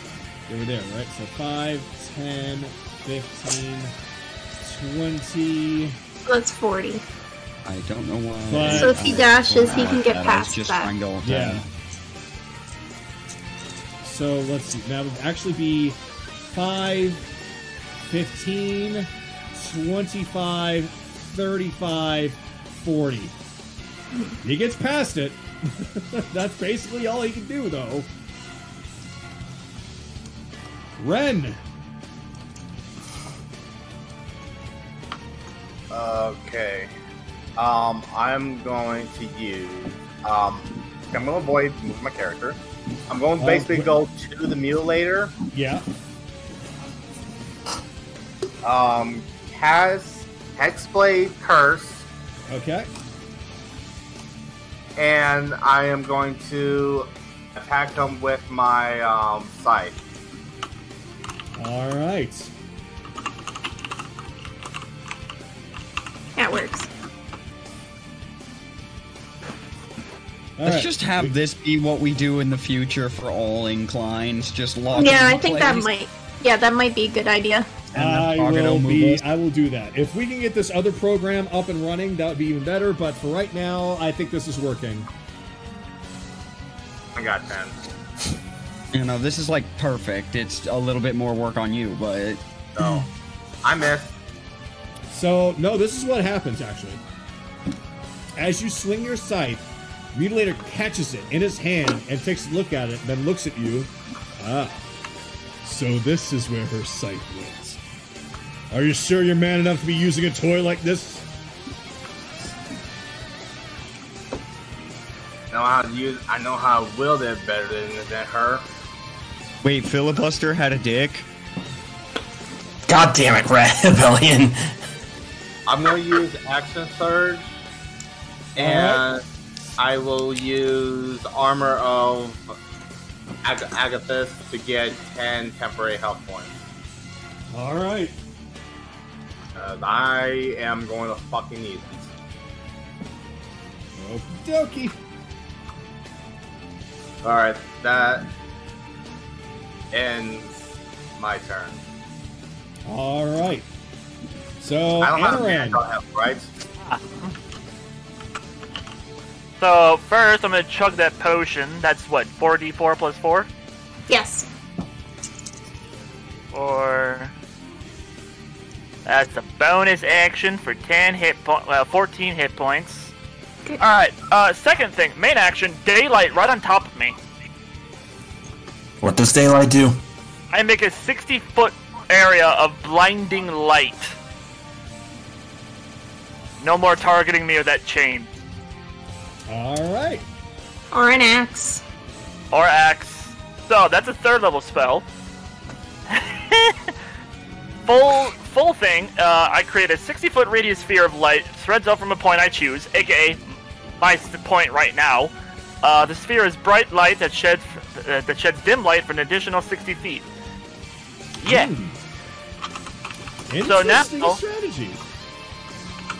Try to see me when you dance. And then I'm gonna go right back to doing what I was doing. All right.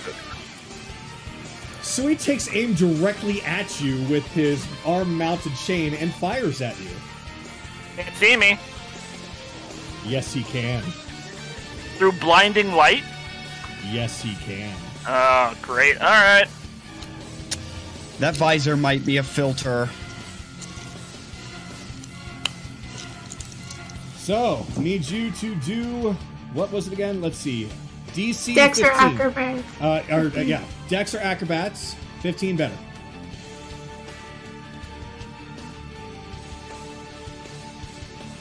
Oh, come on! 6. All right. Need you to do a DC strength saving throw of 17 or better. That's a 1. Oh no! Okay. Oh. He yanks you directly off of that and pulls you right in front of him. So let me go on ahead and...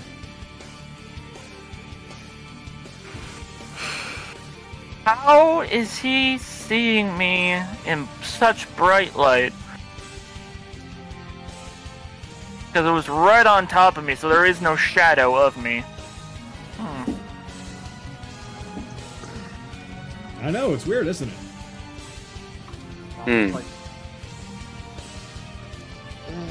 almost Probably like for the same reason he wasn't affected by the flashbang he threw. As I said, that helmet's the visor of his helmet probably has a filter of some kind.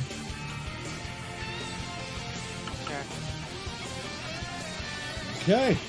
Skylert, you are up. Alright, bonus action. I'm going to drink one of my potions of greater healing right now. Sorry, go ahead. I'll Alright. say it after your turn. 4d4s plus 4. Or is it 4d4? There we go. 3, 4. Alright, that's 14 plus 8, so that, or 4, so that's 18 hit points back. Heal back up. Not completely full, but I'll take it. Okay. Question. How high is this part right here? That is technically kind of a slanted incline, or at least it's supposed to be. That's supposed to be kind of like how you enter. So if you try to go over here and jump up, it would essentially be about 15 feet. If you go over here, you can just walk up. Okay, I'm just gonna walk up and get up there. Could you lock my figure so I can get up there more easily, please? Yeah. He's got it. Just tell him where you want to go. Put me... Hang on, let me get my finger. I'm presuming you have to path like this. Right there. effectively. Right there, please. Pretty much, yeah. Like, you climb up over there, you swing around and climb up the other side. So, where are you going? Right about here. So, right I next to pinged it Chase. Yeah. Right there. Oh wow, you found the one spot where the ping isn't going through the goddamn floor. There you go. Alright, and since... Oh, well, no, I already did a bonus action. I can't cast, I can't do a cantrip right now. But I can attack with a crossbow attack, though. Wait, why can't you do a cantrip? Cantrips are an action most of the time. Oh, you're right, they are. Okay, Sacred Flame. Okay, go for it. Dex 12. Dex 12. Oh, that's a 1! Oh, that hits. That is 16 damage. Oof. 16 radiant damage. Yep. So that takes me max damage. Okay, thank God. He takes So that's... 32 damage. Oh, he put the radiant! Oh, Because it's Orcus! of course. So, as the Sacred Flames light him up, I told you, keep your focus on me! And that'll end my turn. He slowly turns his head and looks right at you. Alright. Chase, you are up. Okay. I am dropping freaking heat metal because as much as the disadvantage is nice, I can't keep healing him. So I'm going to attempt to cast Tasha's Hideous Laughter at him. Wisdom save 13. You're talking. Yes, do it! You're trying to do what now? I want that Mutilator to fall over laughing. Okay, yeah. He has to make a Wisdom save 13, Kagato. Wisdom save 13, okay. So this is what happens. As Skylert uses this attack on him, and And he basically turns looking at him after he gave his little speech. Don't worry about it. Don't worry about it. Don't worry The about it. Mutilator starts to chuckle. And then he starts to laugh heavily. As he falls to his knee, just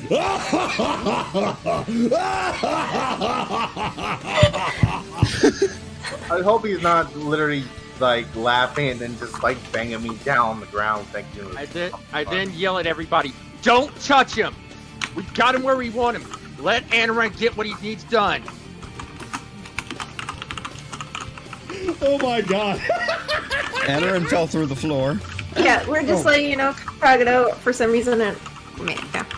He's got it. He's got it. Let him do it. What? He's right here.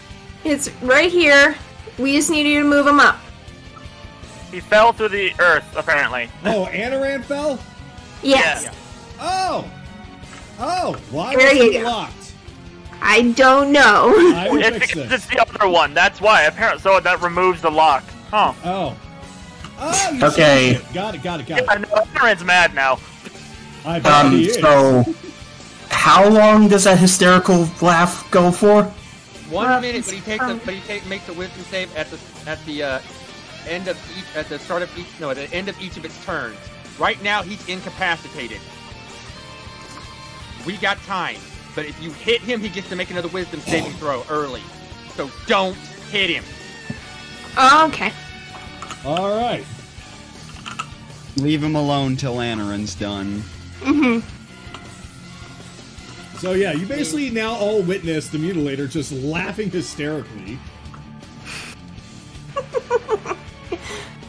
You made the Dark Batman turn into Joker, Jolot. He's not Batman. Shut up. Yeah, now he's the Batman who laughs. Da-da-da-da-da-da. All right, so Chase, are you finished with your turn? Yeah, I'm done. We killed one. So- vocal cords. So it is the Mutilator's turn, and he is still laughing. So he's got to make a Wisdom saving throw of what? 13. 13. That's a 15. Oh, shit. Damn. Well, he couldn't do anything for this turn, so that is essentially his turn. All right, never mind then. Smack on him again. Time. All right, so Belle, it is your turn. By the way, he's prone. Yeah, incapacitated and prone. Yeah, he is on his ass. He was flailing around, laughing hysterically. Oh my god! So now he realizes what has happened, and he is just like, oh. So yeah, he is prone right now. So,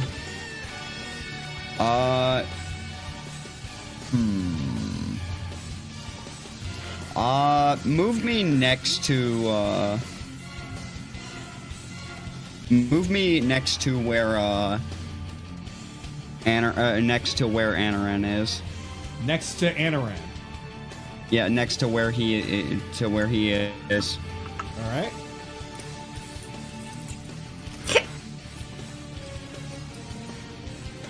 Okay, you are right next to Anaran. All right, and you said he's prone. Mutilator's prone, yes. All right. Aren.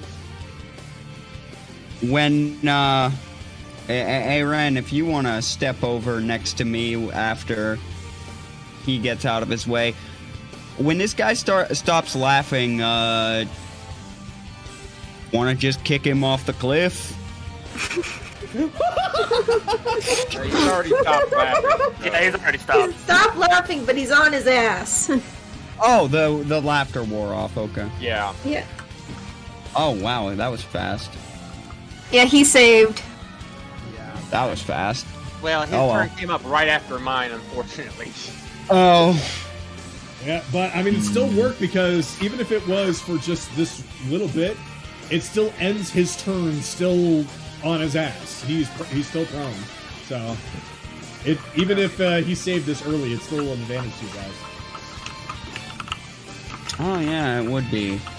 Actually, no, I'm good. That's what I'm gonna do. So how would this work? Basically, while he's prone, I just want to kick his ass off this cliff. Can I just? Is that just an unarmed strike or what? That would be essentially. I would say that would be a strength throw because you're basically trying to kick him and make him move somewhere, and he is a big, hulking, heavy guy with big, thick armor. So you essentially need to roll a strength of 15 to knock him off. But he would get advantage because he's prone, right? Yes. For an attack. Yeah. For an attack. Yeah. And technically this is So he can do an unarmed strike with his foot, and then roll for strength to see if he knocks him off. Otherwise, he just kicks him. Okay. That's what I'll do. That's a nat 20. Oh my god, are you fucking serious? So this is what happens. Bell rears his foot backwards, just kind of revs it up, and swings with all of his might into the Mutilator's side, and he goes flying off like a soccer ball, flying to the ground. You did not just get your ass yeetus bonitas by a fucking wizard!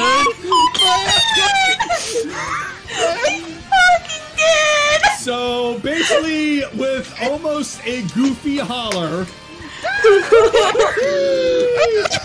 he lands over there. He Jesus lands Christ. face first onto the ground, leaving a mutilator-sized crater beneath. Oh god! This guy's supposed to be threatening rebellions and you turn him into fucking Wile E. Coyote?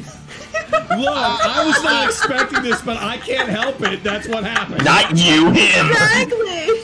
I just sort of casually turn to Anarin and go, so you want to do your thing with the portal now? Yeah.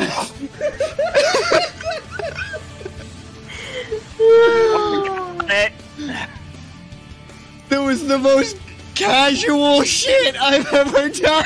A fucking wizard did that! A fucking wizard! I'm a little mad at you.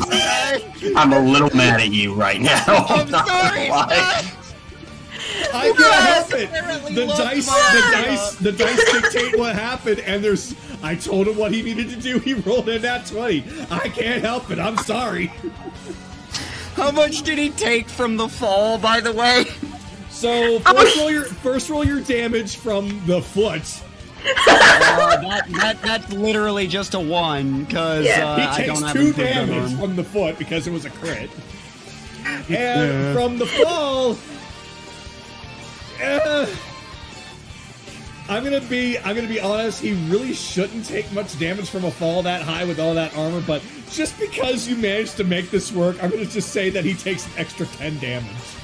Here's the deal. The armor made him fall faster. Yeah, I mean, it left a crater, so... He just goes thunk. The fucking, the one crater more shameful than Yamcha's. I will pimp slap you. Calm down, Sky. I'm calm. I'm sorry. It just happened! The dice said yes! The dice said yes.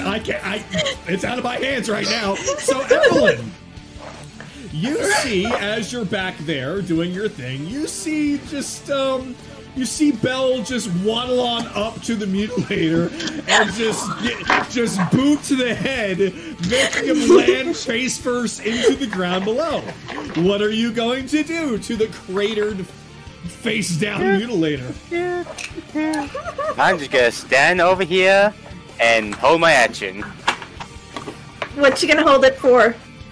for when Mutilator wants to move. Okay. Okay.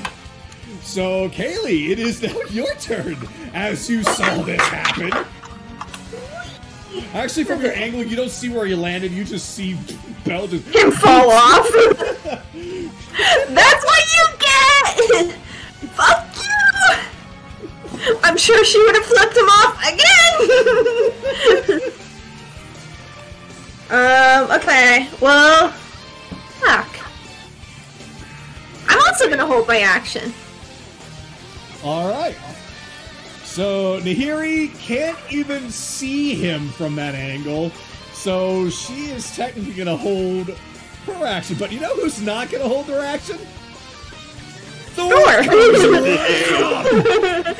comes Thor! So, what you witness is Thor goes over and jumps on the Mutilator and starts mauling at him, while Zed flies up and starts pecking at his head.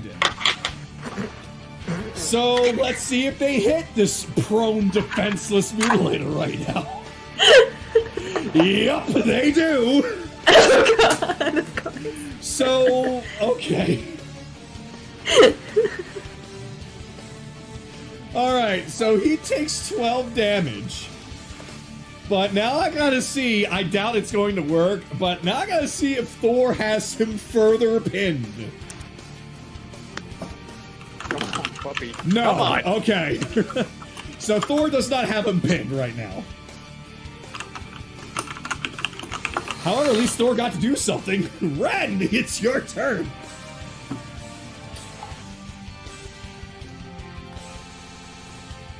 I'm in loss of words. Just hit him with a smite. You have to get next to him to do that. He can jump down if he wants. Yeah, I'm gonna Jump down on top of him. Yeah. I'm gonna cast Branding Smite on me, and I gotta hold my action until he gets back up, or gets back up to that ledge that he fell off of. Alright. So, it is Anaran's turn. Get to the damn gate, Anaran. Okay. Anaran just has this very annoyed look and drops his daylight and then goes back to the gate. Alright, let me get you over there. Yep, I ain't gonna. Yeah.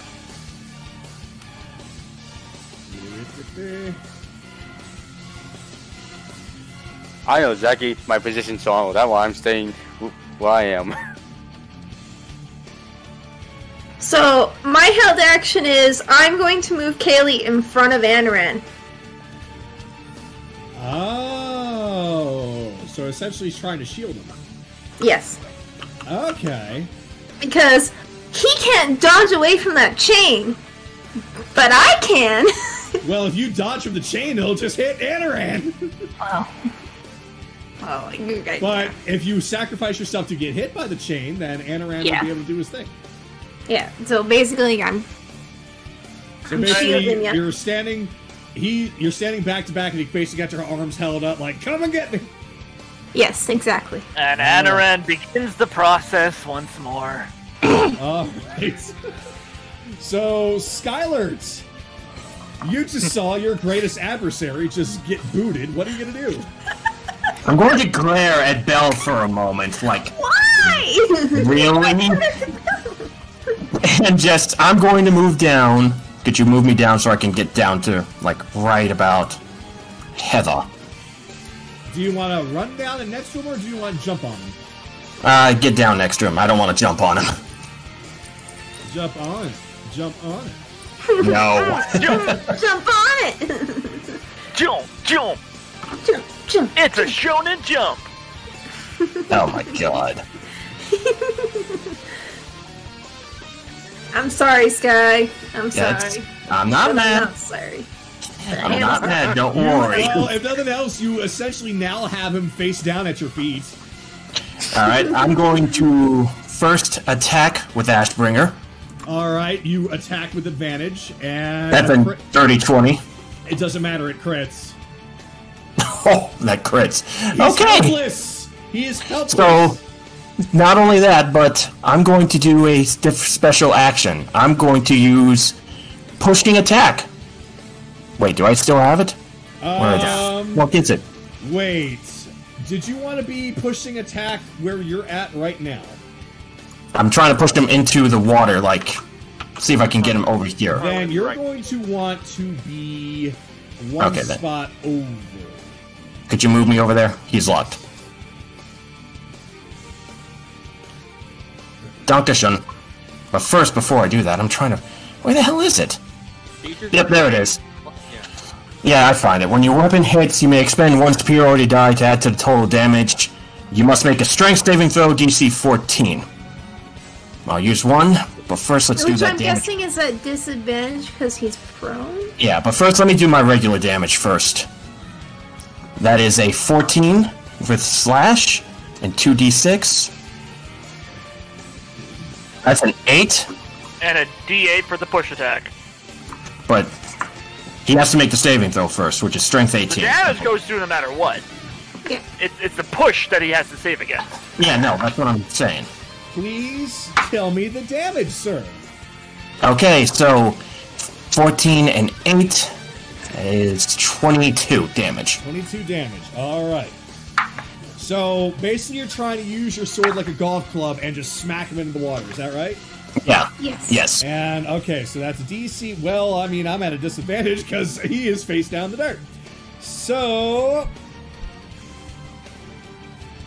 DC 14. Well, that's a shame. Oh, What? no. Oh, Let me no, see how you bad of a sick. shame it is. Yeah. No. So, But it says... so Nope, this is go what ahead. happens. Oh my god. So, basically taking a page out of Belle's book, Skylar comes down and gets in position with his sword, beats on the Mutilator a few times, rears it back, and then smacks him, almost like he's hitting a golf ball. And the Mutilator goes flying off. Let me unlock him now, it doesn't matter anymore. He goes sliding across on the bridge, but unfortunately because of his size, he immediately topples over and lands in the water with the heavy splash.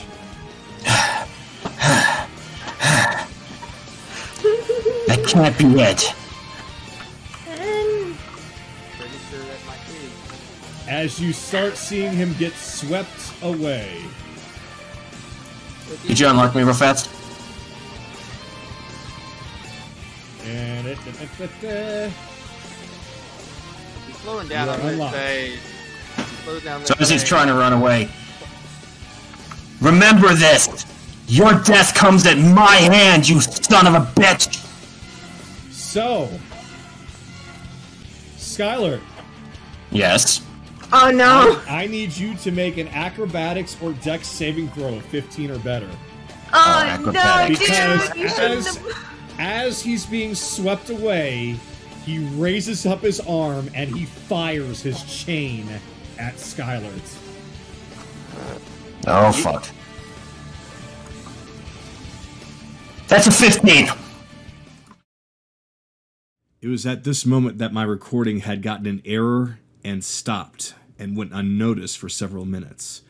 But what had happened was, as the Mutilator was being swept away, he fired his chain at Skylert, and Skylert evaded it successfully. And then the Mutilator was swept away by the current, ending the fight. Anaran was able to then go up and close and permanently seal the gate. All right. At least we didn't lose it. Yeah, we didn't lose it. It's just a format that I need to just tinker with. Okay. So. We start re-recording? Oh, I've already started recording 5 minutes ago, but it's okay. That's the thing about recording; they can be edited. Recorded as a flash video. Let's have everybody meet by the entrance, like right here, I guess. Isn't that the exit We're a then? little bit locked. Oh, that's right, you're all locked. Yeah. I'm gonna call back to Evelyn. Evelyn, go tell the goblins it's safe to come through. Alright. Eh. I'm unlocking Kaylee will just turn around to Anoran and hug him. And if there's a suggestion, am I allowed to pick up the caltrops and put him into a makeshift bag, Kagato? I'll get to that in a moment. Okay. Everyone, it's safe to come through the cave. We had some difficulties. Oh, you can just sort of do that. And while everybody's doing that, he's just gonna be standing here looking at his amulet.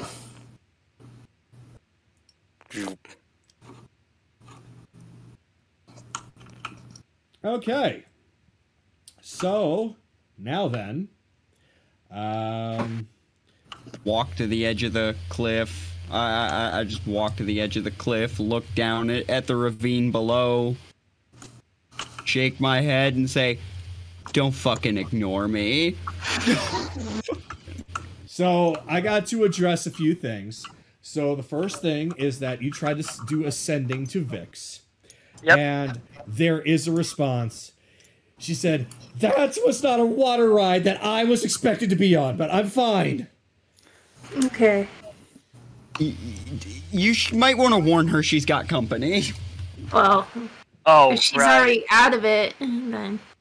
She's probably heading towards the place now. Actually, no, don't mention that part, because never mind. Yeah. Don't ask him. Yeah. She'll wait for him to show up. And not only that, but he smacked her mech aside quite easily, so yeah. Oh no, still you knock over Chase. Fine, So fine.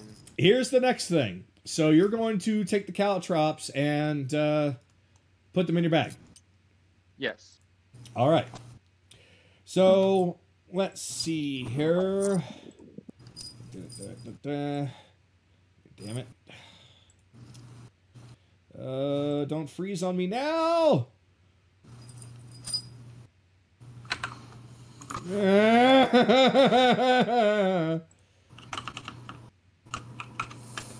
I can't wait to get my setup. I cannot wait. I cannot wait. This. I'm about to lose my mind. I'm about to lose my mind. I'm All really right. sorry. I know. So I'm going to just throw this out there because it might be wrong, it might be right. When you reach down and grab a caltrop, I need you to do a Constitution saving throw 15 or better. Oh, No. okay. They're These are poisoned. standard caltrops. 8, 2, 8 plus 4. These are Acme caltrops. Nope, that's an 8. And I can't, this is gonna hurt.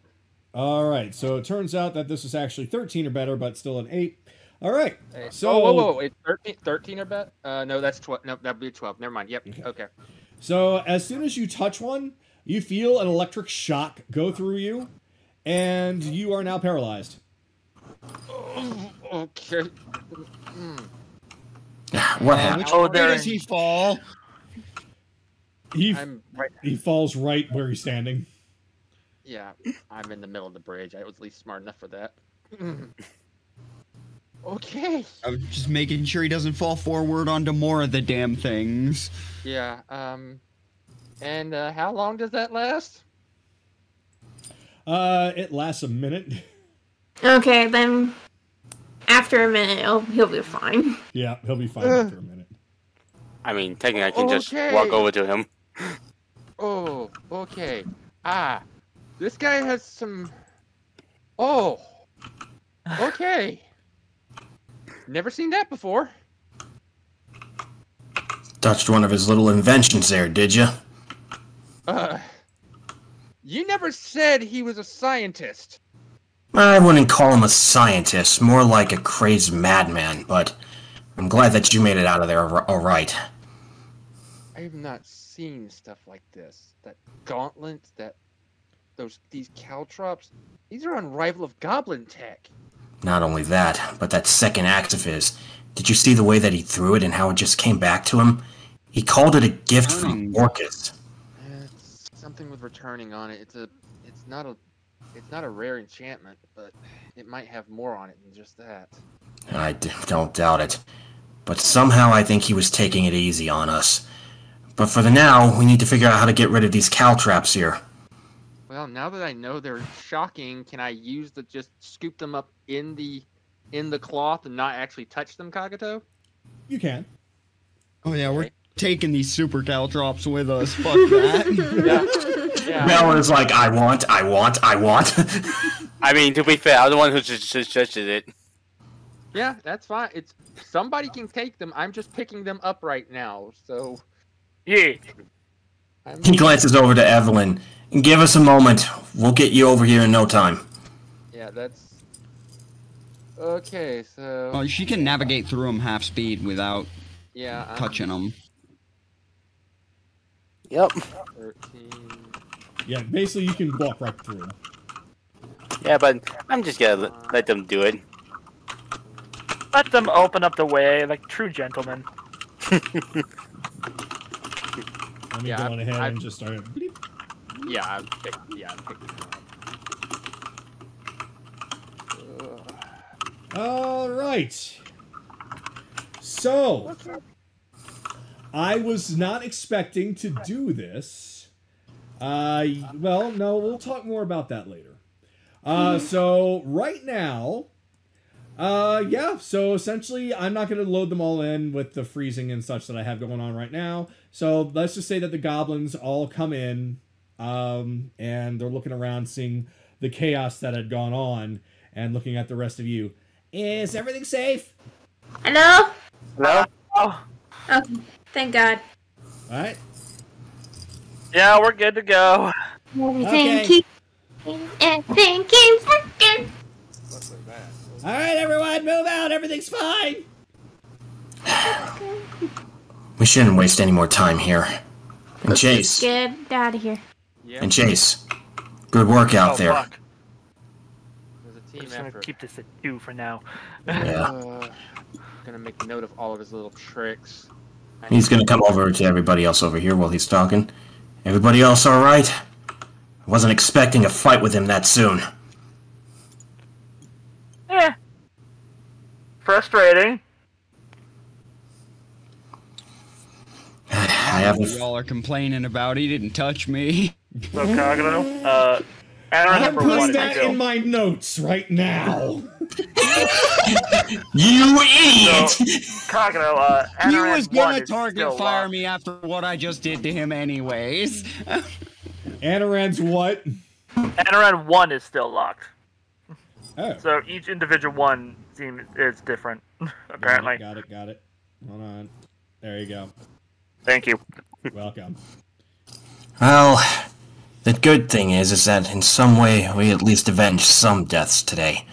Come on, let's get to Squall's End. So spirits can finally rest. By the way, Belle, What? you're not the joke of the group. You do know that, right?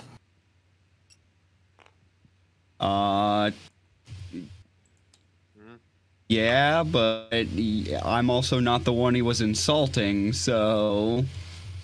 Either way, don't I'm ever just think gonna that load you're... up. Yeah, go ahead. I'm just Either gonna way... load. Oh, hello! New map! I thought we were going to world map. No, you're literally right outside the cave.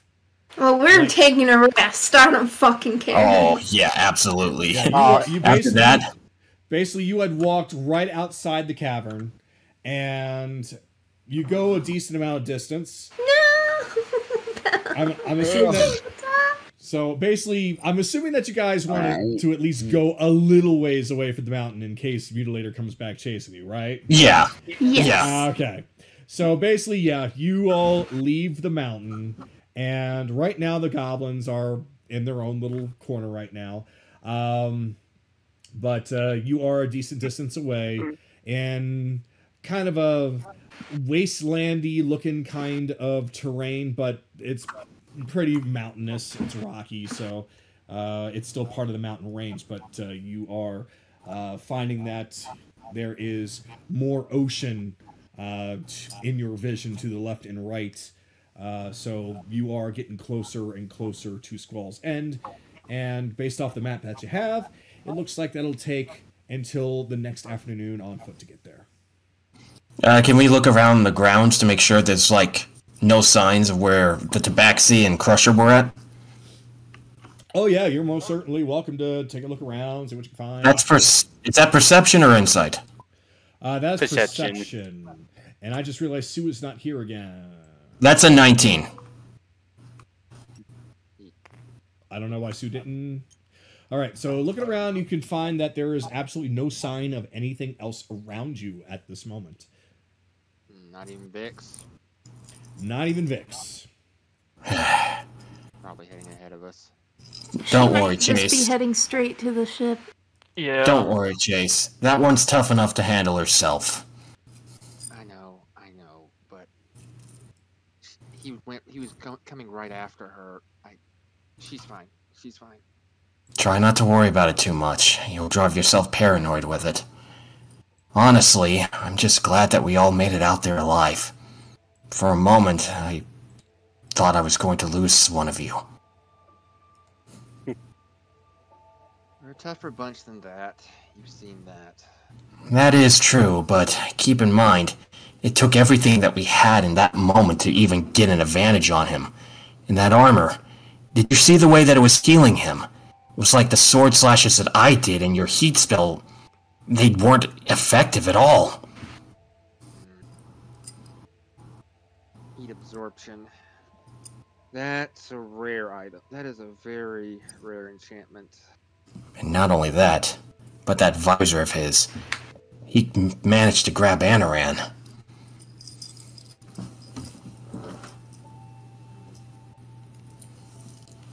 Speaking of which, Anaran immediately just starts cooking. Well, he starts setting up to cook, and he looks at Nahiri. You want anything special? Right now, I really don't know. Just whatever you want to make. All right. And she's looking a little shook up, not nearly as much as the situation at Wolf's Pine, but she's looking a little uneasy, almost trying to recover from what went down. what's the weather like? What's like the temperature? It is a cool night. Like, you all feel some comfort by the fire, but it's not so cold that it's freezing. It's just, you feel a light chill in the air, and you feel like a nice warm dinner and some cozy blankets and the safety of a tent will be enough to protect you from the elements right now. The sky is clear, though. There's not a cloud in the sky. Anaran will just look at Nahiri and be like, alright, then one Nahiri warm special. After all, I got this recipe from you. And he will make the same recipe he made in the RP, where it is a spicy, yet not like overly spicy, kind of meat stew, vegetable for Kaylee, that will leave a lasting warming inside one's belly. Okay. I'll be honest with you. Base this off your potion recipe. I see. I hope you like it. Well, I'm sure that I will. Thank you. I'll be honest with you, Anaran, I think we all could use something like that right now. Is everybody else shaken up too? Whoops.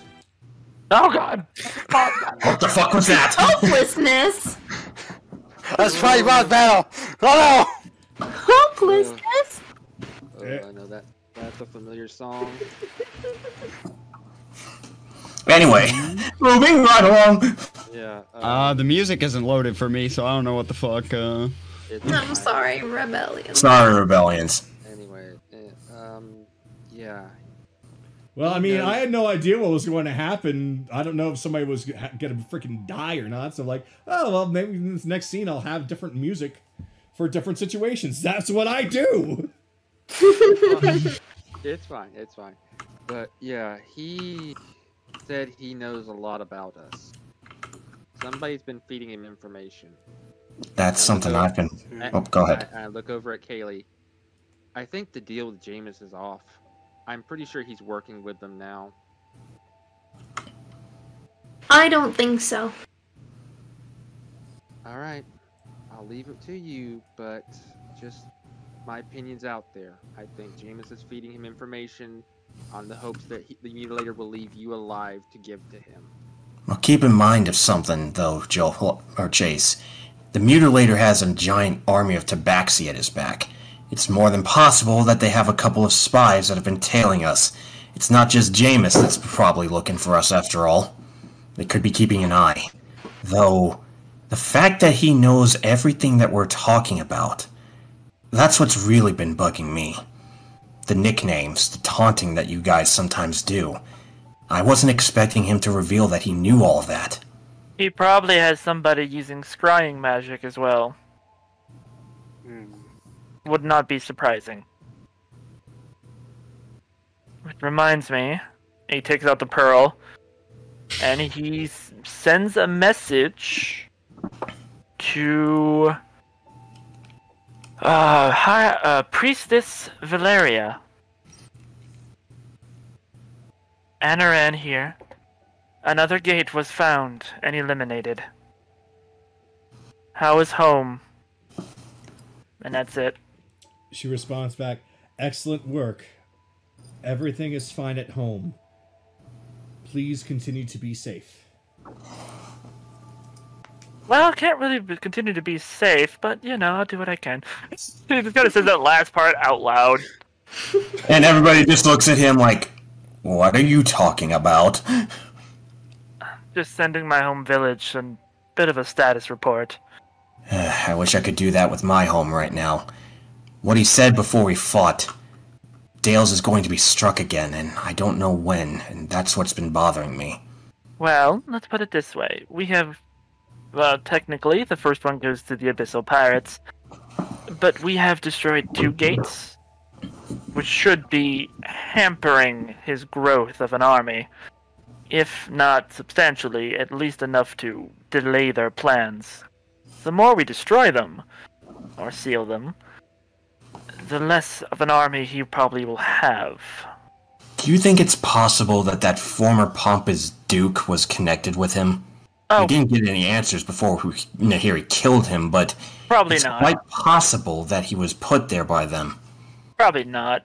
People, to be honest, people put people like that in charge when they just don't want to care. They didn't care about Wolfpine. They put him in charge because they know that his greed would get the advantage of him. That, or they could use that to oppress the people from rising up. There's too many variables about this. He glances over to Chase. What do you think about it? I definitely think Philomena influenced the king to put the Duke in that position to do what happened. Starve the people out, let them die of natural causes, and then they have a free farm for the, even if it's slower, for the portal. Why else would it be somewhere that far out? Not to mention, with all the people dying in Wolfpine before we got there, it probably was feeding that damn gate for so long. We don't know how many died at the ambush at Wolfpine Pass. If the portal reaches out that far, if the draw reaches about that far, then yeah, that would actually track. I did warn the brigade about any potential new traps, just in case. Blake decided to do one last bad deed before we purged his boss. I'm sure Blake won't be problematic. We already gained his trust and managed to, well, make sure that he knows that we mean business. I said before we killed his boss. I know, I'm just saying that I think we can trust him for now.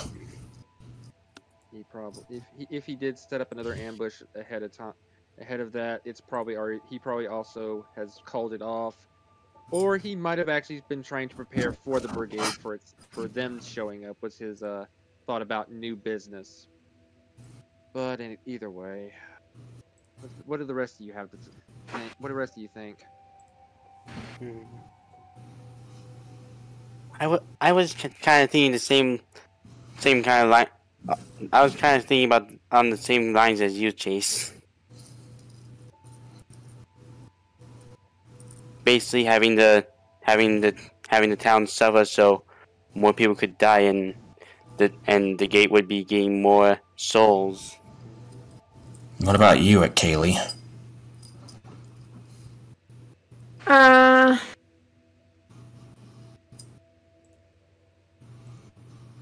No, you guys said all I wanted to say. Well, one thing we know at least is that we managed to survive by the skin of our teeth. We should be lucky that we got out of there without, well, one of you dying.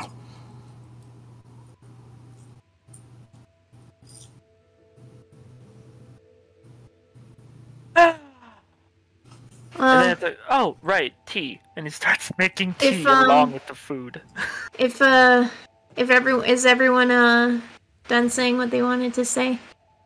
Ren, was there anything you wanted to say? No. How about you, Rebellions? I'm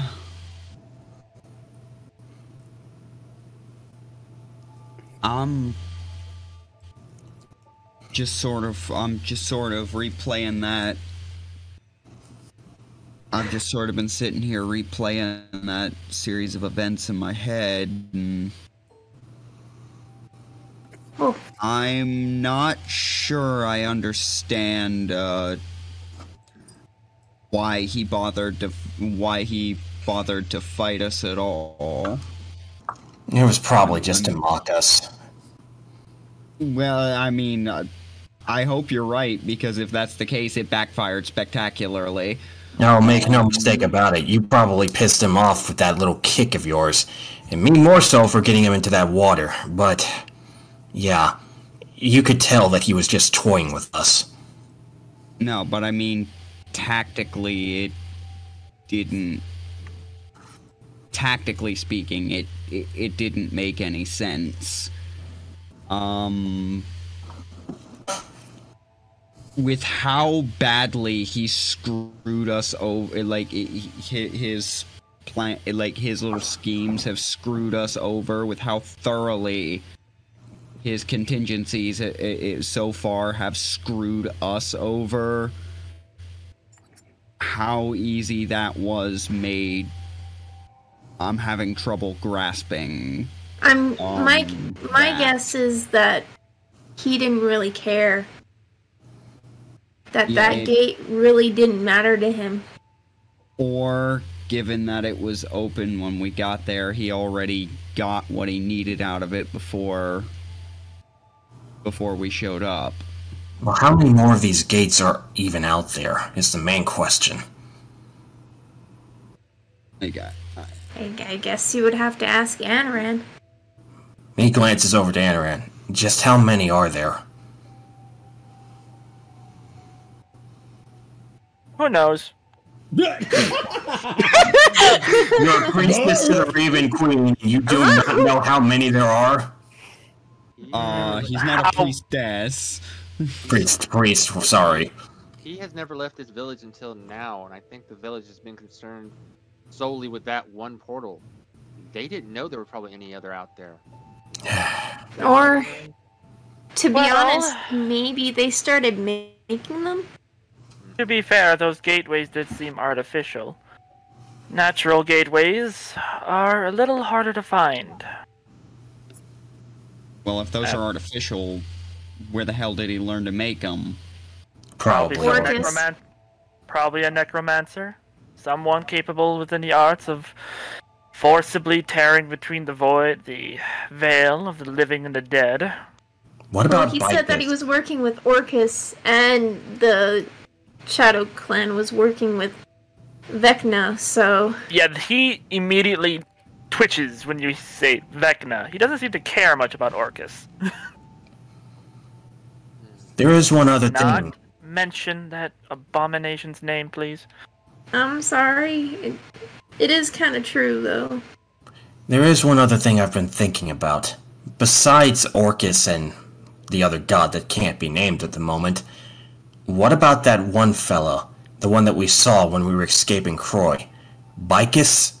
Was that his name? Mm-hmm. Some kind of mage? He might have become a warlock. He might have been able to become a necromancer. He might have been able to find a way to create fake portals like that. After all, we did see a bit of his power when we were trying to escape. How did Bikers look when we were leaving? Was he like a heavily cloaked mage, Kagero? He was an older-looking man with a big, long beard, and he was dressed in the nines like a very evil-looking mage. Anaran would just sigh. Necromancy can do many things. It can bring the dead back to life naturally, as what I did with Evelyn one time. It can also, like what our friend Belle, who can make a temporary fake life essence to defend oneself. It can also bring the dead back as undead. There are studies, though, that at least there are stories of people using it to drain life from other beings to extend their own. Fake immortality, basically? Essentially. Cheating the system with magic. Kind of like that witch that we dealt with in... Aquarin, yes. Oh, you mean the witch. Yeah, that is kind of the same thing. So it may not be out the realm of possibility, Anaran, but maybe they learned how to create these gates from this Bicus. He might be the one pulling these strings this entire time. Maybe. Or what about this Raven? Yeah, I almost forgot about him. Damn it, too many questions and so little answers. Well, if we're able to eventually get stronger, there is something I've seen the High Priest use a few times. And what's that? Help. It's a spell called Commune. I'm not strong enough to use it yet, but it lets me talk to the Raven Queen directly. In, well, the shape of questions, but still, it's answers. Could a paladin learn something like that? Not straightforward ones, with my understanding. Hold on. Hold on, no. All of you can hear a very familiar voice calling out to every single one of you. Hey, well, if you're looking for answers, I'll be more than happy to provide. And coming up the rocky hill and presenting himself to the group is Jameis. Gods above. One moron to the next.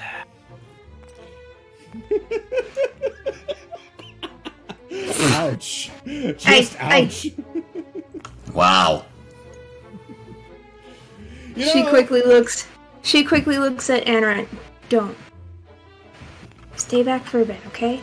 Everybody's I'll handle this for now, okay? You trust me, right? Yes. I'm also in a very foul mood.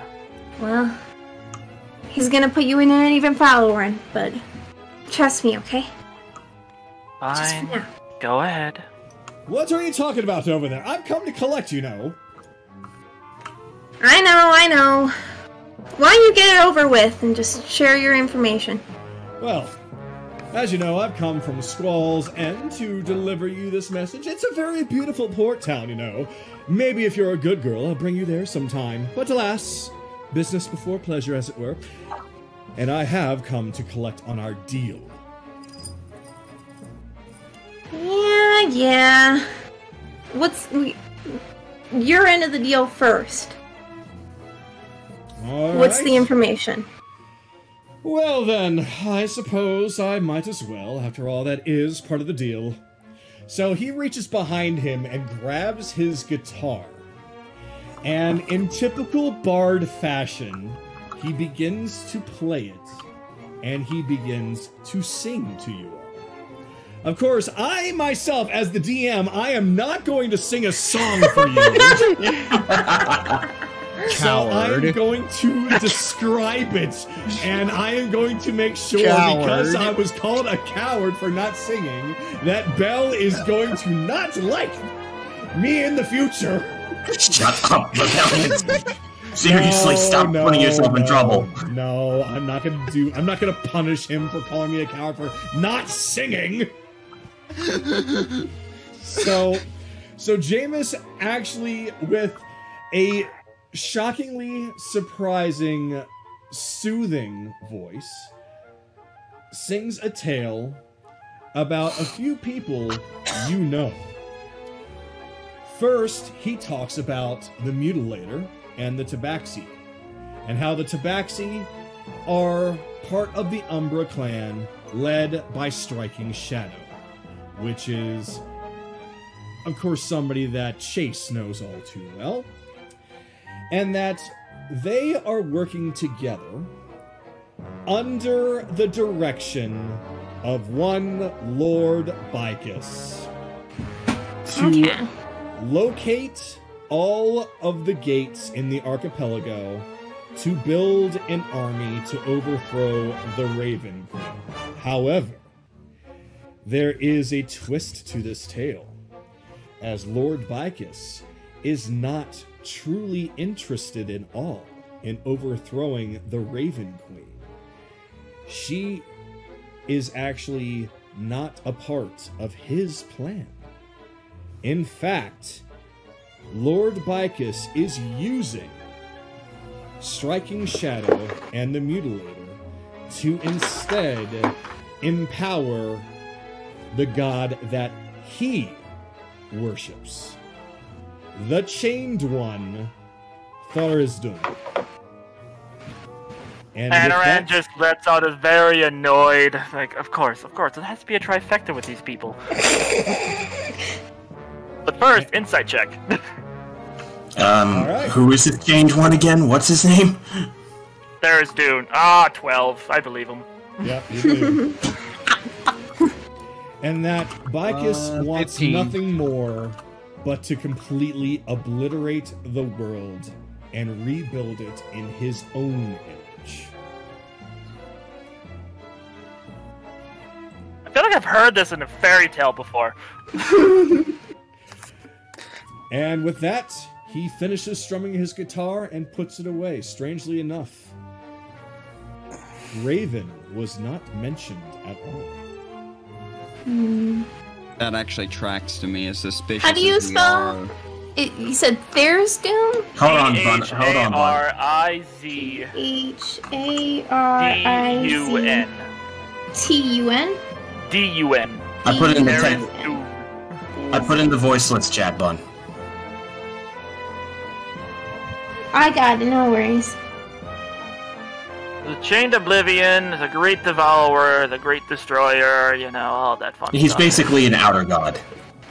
No, he's not. He's just somebody that wants everything to die permanently. He just wants to watch the world burn. And probably why he's working with Bicus. Because Bicus wants to see the world burn. Yay. Alright, so Jameis puts away his guitar behind him, and there you have it! You'd be surprised how easy it is to get some people to talk with the right influence. Now then, your companions can go on their grand adventure now if they'd like, but we, as he looks over at Kaylee, have far more pressing concerns. Come on, Kaylee. It's time to go home.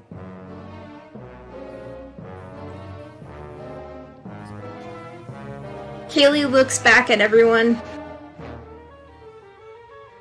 I'm sure that they have a bunch of protests about what she's about to do. But she says, "You're right. And you followed with the end of your deal, so I'll go with you. I'm sorry, everyone, but I have no choice. Please forgive me." And she takes a step towards him. He just outreaches his hand towards you and waits.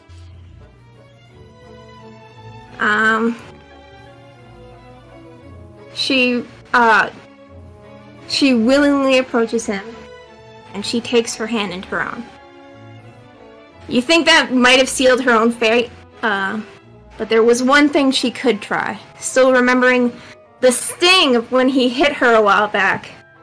She yanks his hand with all her might, pulls his face down her, and activating her primal savagery on her fangs as she reached out and bit into his shoulder. She finally lets go and summons back. That's for hitting me, you fucking bastard! I'm not going anywhere with you! Silence! Right there. Do you have any second level spell slots left? He Yes. should. Oh yeah, you didn't do much that last combat. All right. So he yelps out, and as soon as he realizes that no sound is coming out, he immediately dispels the silence. My recording unfortunately died once again, but what had happened was Kaylee and Jameis fought each other within a force cage of Jameis's own making, but Jameis drank a potion of giant strength and dominated the fight. Because of the force cage, everyone was forced to just watch as Kaylee was knocked out cold and taken against her will. But the fight caused Jameis to unknowingly drop a note detailing his next move.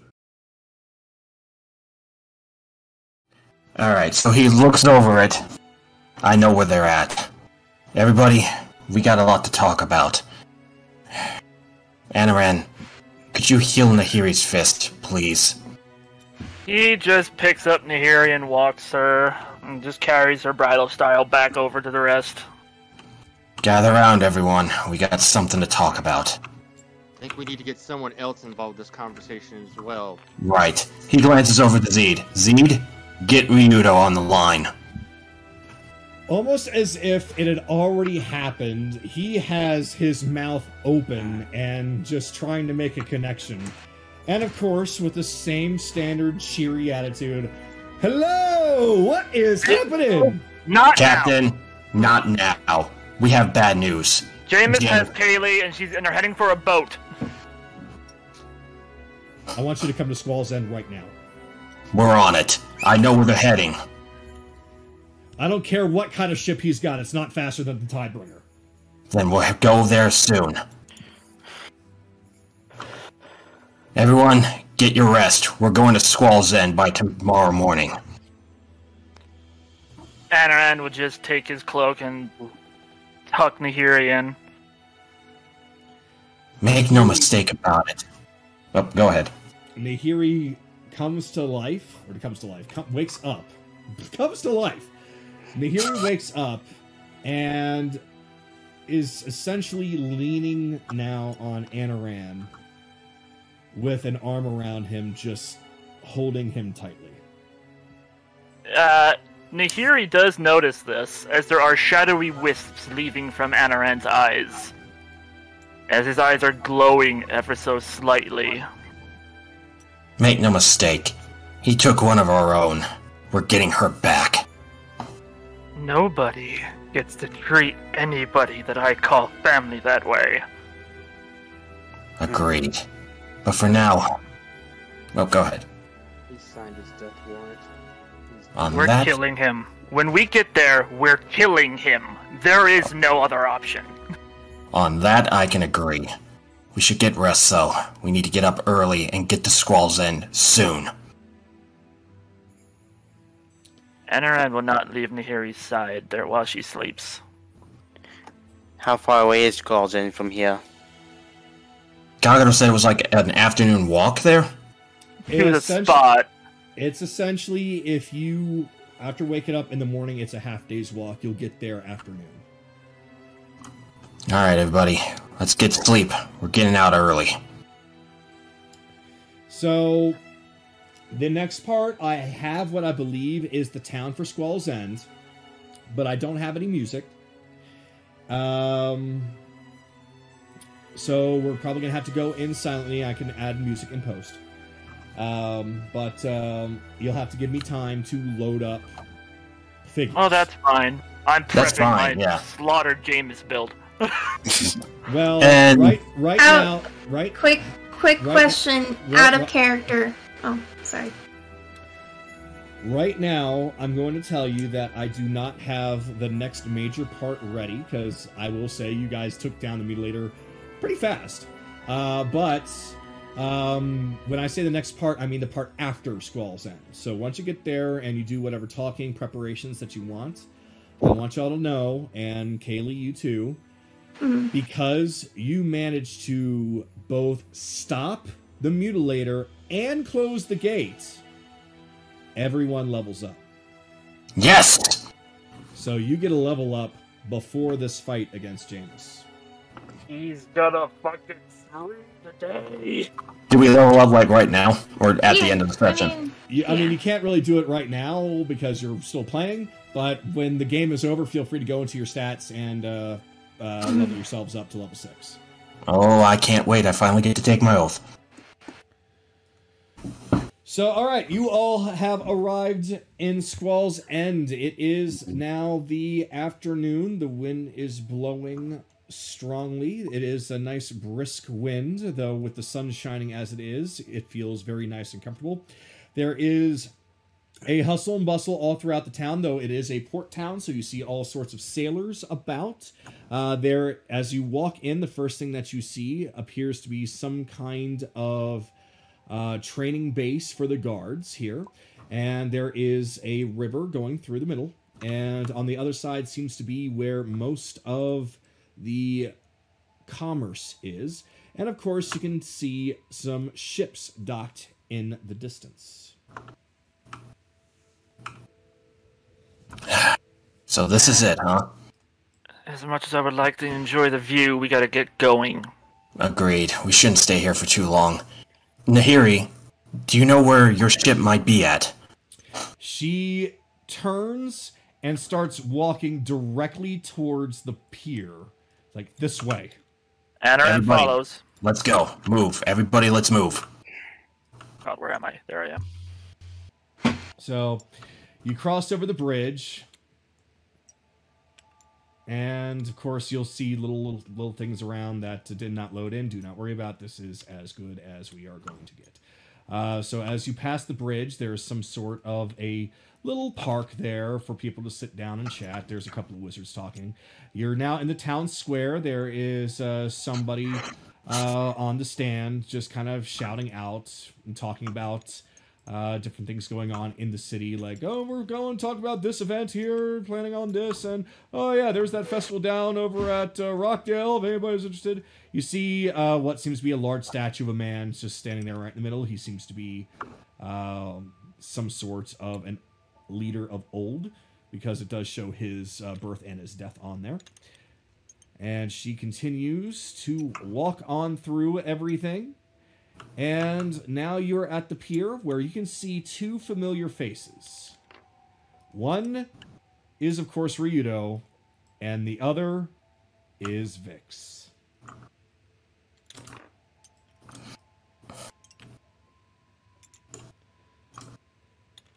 I'd say I'm happy to see you, Vix, but we have other pressing matters at the moment. Captain. She is currently polishing a gun right now with a very pissed off look on her face. I definitely had whoops, I think I had them too small Again. Okay. all right, no, yeah, no, oh well. I say Size, at not this to point, scale. I say at this point, just look at Bun's little sharing thing. Yeah, I'm just screen sharing for now. Oh, gotcha. If that works. That's fine, as long as they can see what they need to see. Mm-hmm. All right, so Ryudo looks at all of you. Is this everyone? This is everyone. Let's go. We don't have All right, time to good. wait. Yeah, there's no time to waste. We're getting out of here now. Move it. So he goes, and just imagine that there is a small boat just sitting, like, right here. And he gets in, followed by Vix just kind of jumps over and lands right on the end, causing it to rock a little bit. Almost sends Ryudo flying off. And Zed, of course, lands on Ryudo's shoulder, so let me go on ahead and done. And the ship, actually, the tiny little boat, seems to be big enough to take all of you. Even Come on, everybody. Let's go. So, as you all load up, well, whatever.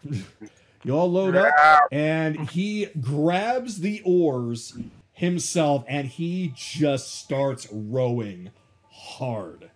Like, he is absolutely gunning it. There are heavy splashes. The first row just knocks a whole bunch of seawater up on the pier, practically splashing people along the way. And almost as with the sound of a motorboat, you all just go zooming towards the Tidebringer, the ship of the Abyssal Pirates. And that, unfortunately, is where we're going to have to stop tonight.